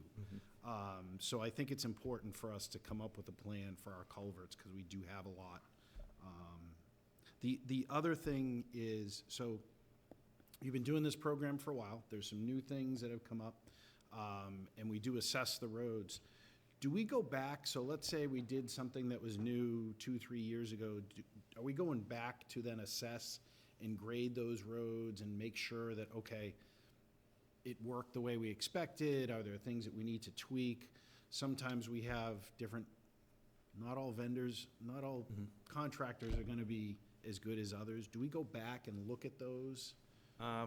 Yeah, so my ultimate plan with the pavement management program, and because I came in here 4 years ago, I kind of wanted to start from scratch. So as I complete the roadways, I track it, I track the treatment types, and then I'm hoping to go every 5 years to reassess the roadways to see how that capital improvement plan worked, and then grade it. And then over time, say in the course of 10 years, create our own town's degradation curve. So right now, we're going off of, and by degradation curve, just to see how the roads degrade over time. And then that way, we can more accurately track how the roads are performing, and then how also they're degrading by, road type or road classification. So that's my ultimate goal for this program. So if I hear you correctly, to boil it down, to not use big words, so we have we use software that models what the roads and what the degradation is gonna be, and here's how we should tackle it. But then there's the actual, right? And you're looking at that over time to see what the actuals are, so you can adjust your models to better deal with what happens here in Tyngsborough. Yes. Perfect. No, this is great. I think this is important. I know this is work for you to pull this stuff together, but I think that the value to the residents is huge, because, I mean, we all know there's certain things that people talk about, right? Their taxes, and the roads, public safety. There's only certain things. This really, hopefully, helps them kind of see where those types of things are, and having the plan, so that they know what's going on. They know potholes. So thank you for coming in. Yep, thank you. We don't need to approve anything for this, right? Just say thank you Yep. and. Great job. Keep up the good work. It's All right, thank you. All right, have a good night. Excellent, thanks. Thank you. You're right, though. That's the one visible thing that people see of their tax dollars at work, and I think we love seeing paving going on somewhere. It's like, oh, okay, tax dollars, something's happening. Have a good night. Exactly. And I think when we can show people that we're spending, you saw all the different varieties of funding sources. We're not just saying, oh, the state's not increasing our funding, we're not doing anything. We've been very creative. We may not have hit your street yet, but we're hitting streets all over town and making progress. Yeah, I will add, relative to the Fair Share Act and the 242,000, that might be guilt money too, because the reality is that, the money that we've been getting from the roads has been frozen at the same amount for 13 years. And towns like us have been screaming that, gee, you're getting all this money, but it's not coming in. The infrastructure in the roads is what people see the most, and where we have some of the biggest problems. So we're getting a little bit more of it, but the reality is, even if you take the 420 plus the 240, that's $660,000 for 1 year. We need to spend, if you look at, going by Jake's presentation from probably a year and a half ago, we need to spend like 1.7 million just to kind of break even now with the new costs on everything. So, yeah, I'm glad to have the 240, and I'm not going to give it back, but it's still not enough, right? We're still just trying to catch up on some things, and you know, with costs the way they are, we're not. So with that, now, why don't we do our town manager report? Fantastic. I just want to start by giving a shout out to our highway department for their hard work over the last 48 hours, clearing over 18 inches of snow. Tyngsborough, if you haven't heard, did earn the jackpot in terms of the #1 accumulation in Massachusetts, with I think 18.2 was the National Weather Service's count. Power outages. True. The challenging part of the storm is that it came in multiple waves. We started early the night before, and so it was a long day multiple days for the highway department. So kudos to them. The roads were down to pavement on almost all of the roads this morning before the commute. So well done. And of course, thank you to Chief Russell, who serves as our emergency management director, and the fire department. They very quickly opened a shelter because, as Mr. Moran pointed out, at one point more than 70% of town was without power. So in the cold temperatures, that was helpful. As of 4 o'clock, all but I think 25 isolated outages had been repaired. And I know National Grid has several crews in town working to address those issues. And I know I saw before the meeting that the fire department responded to 30 calls for service in 24 hours during that storm. So obviously our police and fire were extremely busy, and we're appreciative to them as well. The fiscal year 2025 budget planning is in full swing. We've been working with the finance department to review budget requests, which were due on December 21st. We've been refining them and identifying areas for potential cost savings. We have a couple more meetings with department heads next week, and we'll plan to present a first-pass balanced budget at your meeting on January 29th. It's important to note that while the school committee works through their budget process, we've been using a placeholder of a 2.7% increase, which is what we've agreed to with the school department relative to our $1 million contribution for the middle school debt. Nothing new in the budget. If possible, a priority of mine is to finally increase the part-time IT support specialist from part-time to full-time. Obviously, if it's not possible in this fiscal year, that will be cut, but I'm really hoping we're seeing an increased demand for IT services. They provide services to every single one of our departments with the exception of school. Our liability in terms of cyber is much higher, so having those two people in a full-time capacity is important. On the budget front, we're closely monitoring things at the state level, where this weekend we learned that revenues are so far behind projections that just before the meeting, actually, the Healy administration released their list of 7 C cuts, which are cuts that they can unilaterally make. It's still very high level, so if you look at that list that the state put out, it shows the funding categories. Almost all of them are earmarks as it relates to what we may be impacted with. There are some grant programs, like the Regional Health Grant Program was listed. At this point, all of our money is in contract for fiscal '24, so I'm hoping that that won't impact us. We do have a $100,000 earmark for economic development, which we have a contract with the state for, but again, these 7 C cuts can be unilaterally approved by the governor. And I was notified late last week that we got a $50,000 earmark for EV infrastructure at the police department. That announcement just came through, so I'm fairly certain that will be taken back. But they haven't said who's suffering the cuts yet. They've released their initial list, and of course our biggest concern is what that means for state aid in fiscal '25. And relative to the Fair Share Amendment, one of the things that we'll be sure to mention at our tri-board meeting with the legislators is we don't want to see the state say, well, you're getting this $250 now from the Fair Share Amendment, we'll lean back on what we're giving you in Chapter 90. They may see that as a net equal for the town, but certainly it's not, to the whole board's point, we're not getting enough money on that front. So it's still early. When we learn more, we will share some information. Last week, we released a request for services for design services on the new DPW building. Responses are due by January 31st, and our goal is to have the design and construction documents complete by the end of March so that we can go out to bid in early spring. Chief Russell, in his capacity as the Emergency Management Director, is working with staff from the fire department to put together a community emergency response team, which is a volunteer group of residents who can be mobilized to assist with emergency response in the event of a natural disaster or other large-scale emergency. The chief received a $5,000 grant to help get the program launched, and they're hosting information sessions for residents who are interested on January 24th and January 31st at 6 p.m. at the Old Town Hall. We'll have more information available on our website shortly. We are excited to announce, as was alluded to today in the sustainability presentation, a partnership with Black Earth Compost to offer drop-off compost bins at the Highway Department. These bins will be available 24/7 for use by Tyngsborough residents beginning on January 16th. We know from our waste characterization study that more than half of our waste is organic that could be composted. Not only is that the right thing to do, obviously, for the environment, but it will help us reduce our dramatically increasing trash costs. There'll be two 64-gallon bins at the Highway Department, right where the rest of the recycling center is. The bins will be collected weekly by Black Earth and hauled off to their commercial compost site. We'll only be accepting organic waste, and we've already worked with the Sustainability Committee to put together literature that we'll be distributing to residents. We've built out a page on our website for it, and we've got some graphics that we'll put on top of the bins and some signs around town to help people who maybe aren't familiar with what they can and can't compost learn what they can.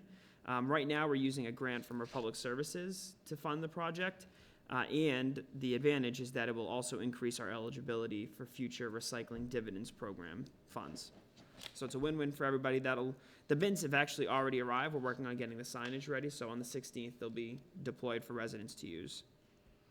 Last month, we signed a 12-month agreement with Sprague Energy to competitively purchase our natural gas supply for public buildings in a similar manner to what we've done for electricity. The rate that we locked in is 10 cents per therm cheaper than the current national grid rate and is locked in until next December. They don't yet offer something as wide scale for residential aggregation, which is what we do for electricity. But given the increase in companies offering this type of service on a smaller level, I expect that sometime in the next year this will be an option as well. And with the price of heat and gas dramatically high, this is a huge win. I'll skip over the fair share amendment because that was already talked about extensively. We're excited to be working with the Collegiate Charter School of Lowell to place 2 high school seniors in accounting internships with our finance department. They'll be helping with budget prep, audit work, and much more. The town is once again, through support of the Sustainability Committee, collecting string lights here at Town Hall. Residents can bring their old or unwanted holiday string lights to the drop-off box located outside our main entrance now through January 31st. The box is available 24/7. These lights are considered tanglers and are not permitted in the trash stream because they tangle up and damage equipment. We previously acknowledged the Tyngsborough residents that supported residents with dropping yard waste off at our site. I also wanted to just recognize resident Tim Gonsalves, who helped residents get their yard waste to the new yard waste site. Just as a reminder, it's closed now. It's impassable because of the snow, but we will periodically consider reopening that site over the winter if weather permits. And our assistant town manager is not able to be here tonight, but I'll quickly run through her report. The town is seeking sealed bids for highway line painting. Bid documents are available last Wednesday and will be due no later than 10 a.m. on January 17th. This is an annual bid that we do. We ended up not using the contract last year. That contractor wouldn't honor their renewal price, so we had to go back out to bid.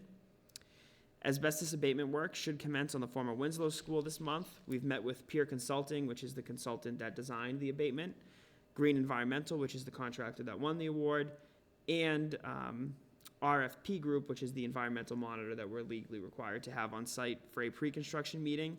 That took place last week. Their non-traditional work plan has been approved by the state, which is a huge step. And now we're just ironing out some final details about logistics. There's an underground storage tank that needs to be removed, so a little bit of coordination, but that project is moving forward. We are seeking design services to provide professional design and construction administration services for the pavilion at the new rec center located at 80 Pawtucket Boulevard. Those bid documents will be available this Wednesday and will be due no later than 12 p.m. on January 31st. That's a CPC project. FY24 capital funding update. As of today, 4 of the projects funded in fiscal year 24 are complete. Of those projects, 2 came in under budget. There are 8 projects that are currently in progress at this time, and many of which will be completed in the spring. On a green communities front, in working with our green communities consultant, Guardian Energy, to develop our spring green communities application, we also were made aware of an aggressive weatherization program that's largely funded by the utilities. So we have submitted an application for a $2,400 rebate on weatherization work. The town will end up having to spend just about $800 on it, but certainly it'll be worth it for cost savings and again, will increase our eligibility for the Green Communities Program. One item that was not listed on here that I meant to add before your meeting, we did get the value engineering back on Bicentennial Field. Removing all of the nice-to-haves, but taking into consideration the dramatic cost increase in labor, our best estimates put us at the project cost being closer to $500,000, which is twice what we were originally planning for. I anticipate at Capital Assets next meeting, presenting them with a list of capital projects from fiscal year '23 and '24 that have come in under budget, that if both Capital and the Select Board were interested, we could use that funding to supplement it, and if the bids came in, say at $500,000, and the town was still interested, we could finish the project. The money that we've identified was not included in the estimates we provided to Capital for funding that was available, because we've been presenting them what hasn't been appropriated. So these projects we know are complete. It can get us up to the $500,000 should both boards feel like that's appropriate. So I expect at your January 29th meeting, depending on how that presentation to Capital goes, requesting for your feedback on whether or not it makes sense at that point. Disappointing. We've sent the value engineering to the two bidders on the project. It certainly does bring down the cost, but there are some areas that, no matter what we did to the value engineering, the cost today is just not supportive of it. That's all I have on the manager's report. Okay. Open up to the board for questions, comments. Quickly in the, Mr. Chair. Yes, please. So as we talked about, the highway department working hard, over the snow event that we had, and I think they did a phenomenal job. But what I do want to talk about is National Grid. So 70% of the town going out. It looked like there was an issue with the substation or a circuit going in the substation. I don't know why there's only one circuit going in or what exactly the issue was, but I think National Grid owes us an explanation of why this event happened and what they're going to do in the future to make sure this doesn't happen again, especially if it has to do with their infrastructure, and if it's a substation, usually it's the investment that they've made in that particular substation. My first year on the board, we actually had National Grid come and present to us. And I think that would be a great idea to have them come present to us what exactly happened and how they're going to prevent that from happening again. Yeah, we talked about that even before, I think during the summer, when Matt was here, and it didn't happen. So I think that, because we had some issues, I believe, in the spring as well, that were, because there are some areas of town that are more prone to outages than others, and we wanted to get that on there. So I think having those things plus, the most recent event, certainly there's a storm, right? There's going to be things that are happening, but I think it's a good idea to, let's reach out to them and have them come in and explain, and are there things that we could do differently? Are there things that we could help as far as whether it's tree management and helping them, make sure those things are being done, or whether there's some challenges with our infrastructure they're going to take years to address. I think it's a good item to get back on the radar. Absolutely. Anybody else? Questions? Comments? There was a lot of stuff. Colin, we got a lot of stuff going on. I know that. All right. With that, thank you for the update. Why don't we go to old business? Yes. Let's jump around. Let's go to old business. Review and approve the building use policy. You have a memo for us, right? Yes, sir. At your last meeting, I presented you a preliminary draft of a building use policy that would permit community groups to utilize meeting spaces in town, particularly right now, the Council on Aging for their meetings. The policy requires registration, assesses an annual registration fee of $50, prohibits the use of buildings for events or fundraisers, and protects the town's ability to control the space and protect public interest. After your last meeting, as I promised, I sent the draft out to all of the groups that reached out to us expressing an interest in participating in this program. We had one clarifying question, which was a simple question, but no other feedback otherwise. I also confirmed again with Barbara Roach, our Council on Aging Director, that the policy as drafted is feasible for her building. We also had town council review the final draft, and so there's just a couple of things in here that I want to point out. Council had concerns about us explicitly prohibiting non-Tyngsborough groups from registering.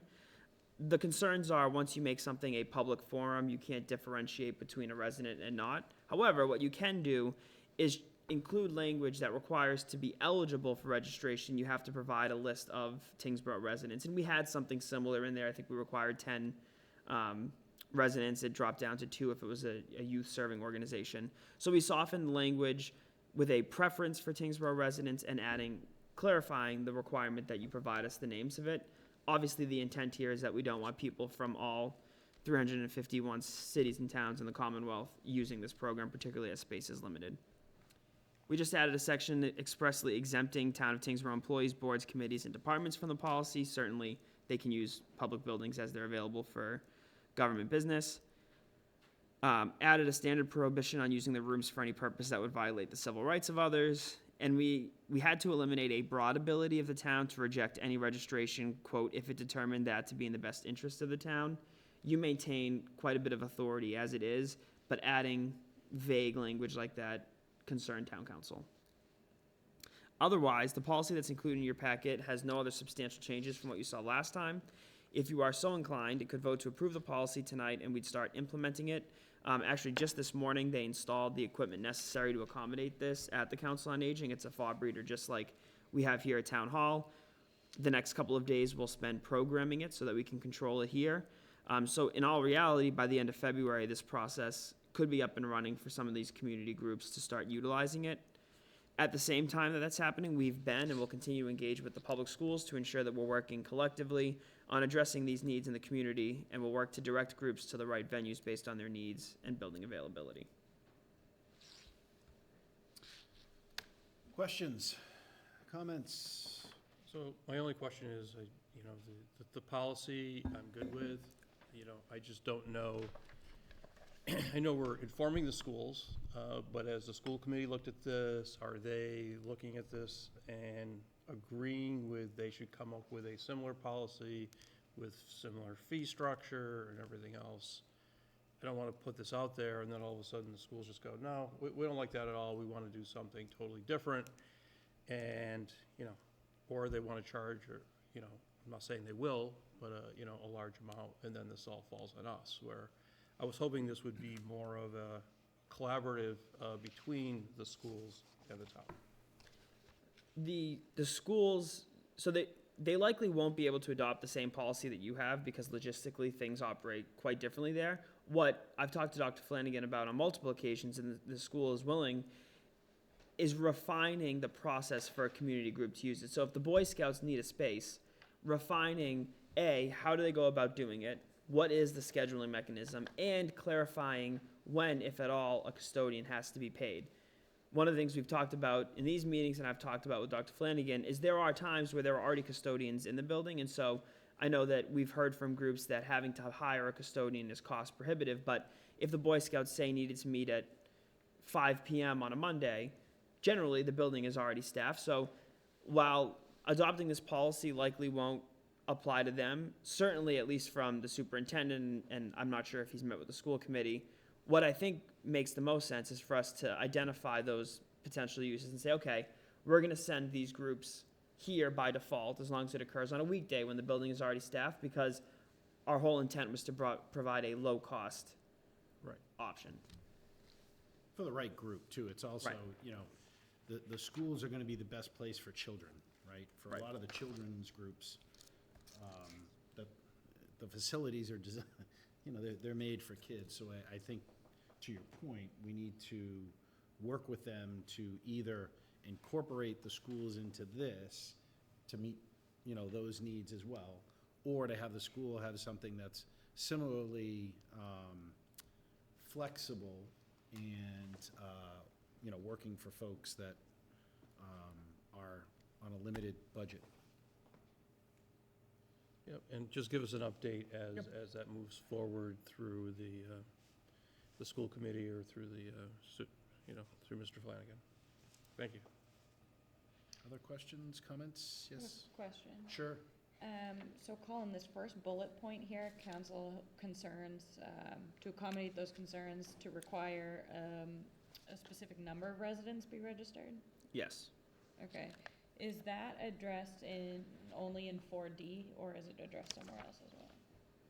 I think it's just 4D. Because when I'm reading it, right, 4D says, due to the limited availability of meeting space, priority will be given to Tyngsborough community groups. A group shall constitute a Tyngsborough-based group by providing the names and addresses of 6 Tyngsborough residents, unless the group primarily serves youth, in which case the names and addresses of 3 Tyngsborough residents shall be provided. Correct me if I'm wrong, but the way that I read it says that priority will be given if this happens, but if you don't have any Tyngsborough residents, you can still rent, it just won't be priority. I don't love the language, but yes, that's where we landed. I'm not a lawyer. My intention all along with this process, and we talked about it, was that it would be restricted specifically to Tyngsborough groups. So I guess for the board, it's, what are you willing to risk? Was council concerned that we don't have the legal ability to limit it to Tyngsborough residents? Council's concern is that and we're seeing this with the First Amendment on it and all this, is that somebody's residency in any municipality doesn't affect their ability to access a government forum. So even though somebody doesn't pay taxes in Tyngsborough, right, they can still come into our offices, they can still come to your meetings here. When you open up an avenue for folks to participate, this was the same thing with the flags. You've created a public forum, and public forums, according to town council and their reading of the law, don't know geographical boundaries. So this was a way for us to, say, oh, well, we received, I don't know if I should be saying this, but we received, 50 applications from Tyngsborough groups. We're giving them priority over the 2 that we received that didn't meet that.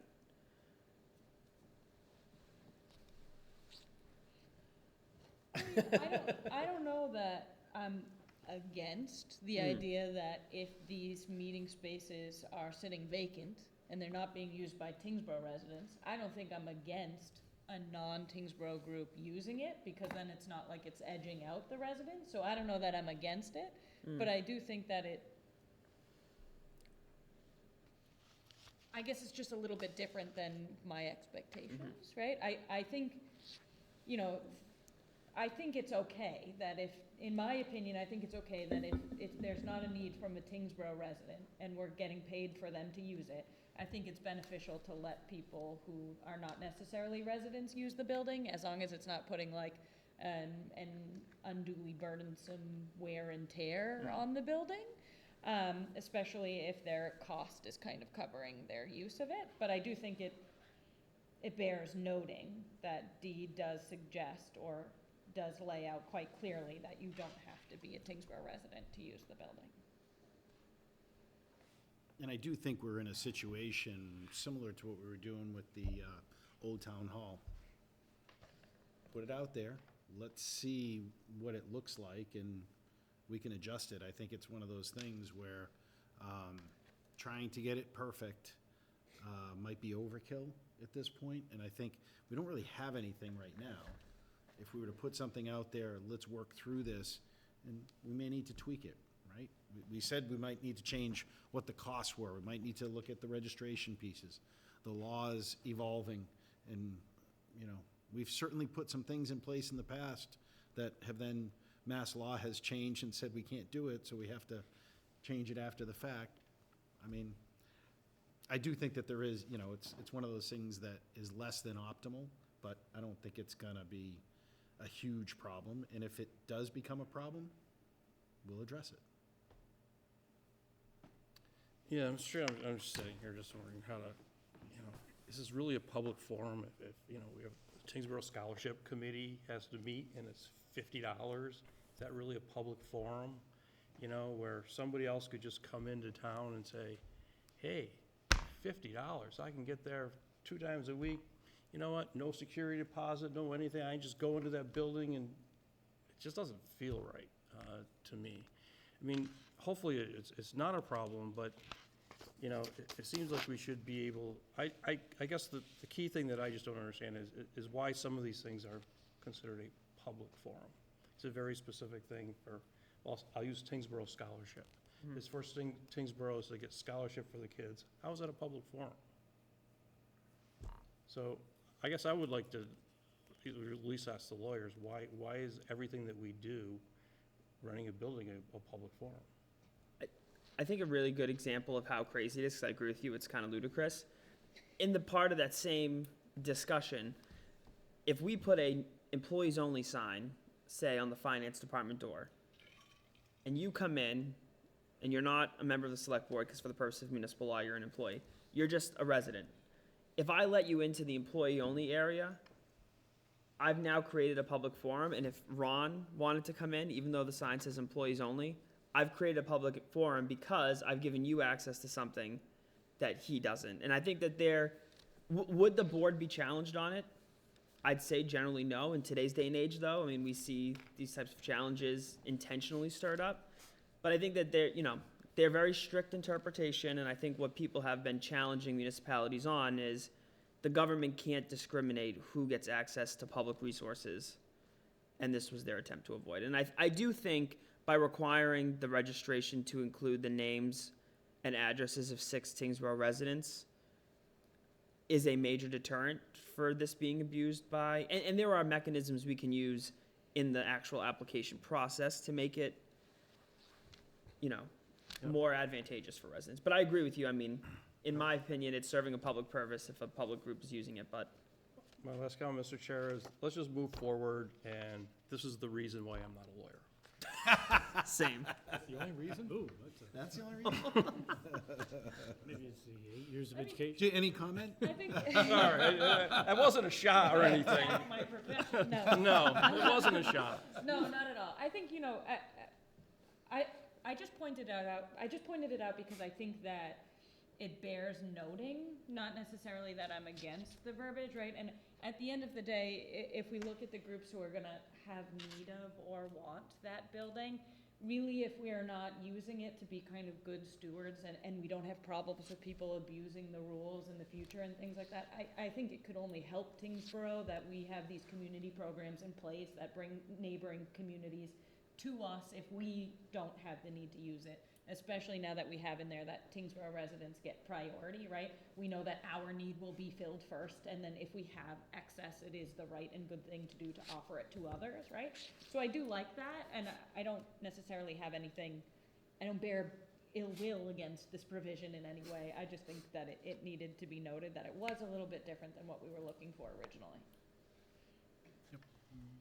Anything else? I will entertain a motion then. I move that the select board approve the building use policy as presented. Mr. Chair, I second that. I have a motion and a second. Any further discussion? All those in favor? Aye. Opposed?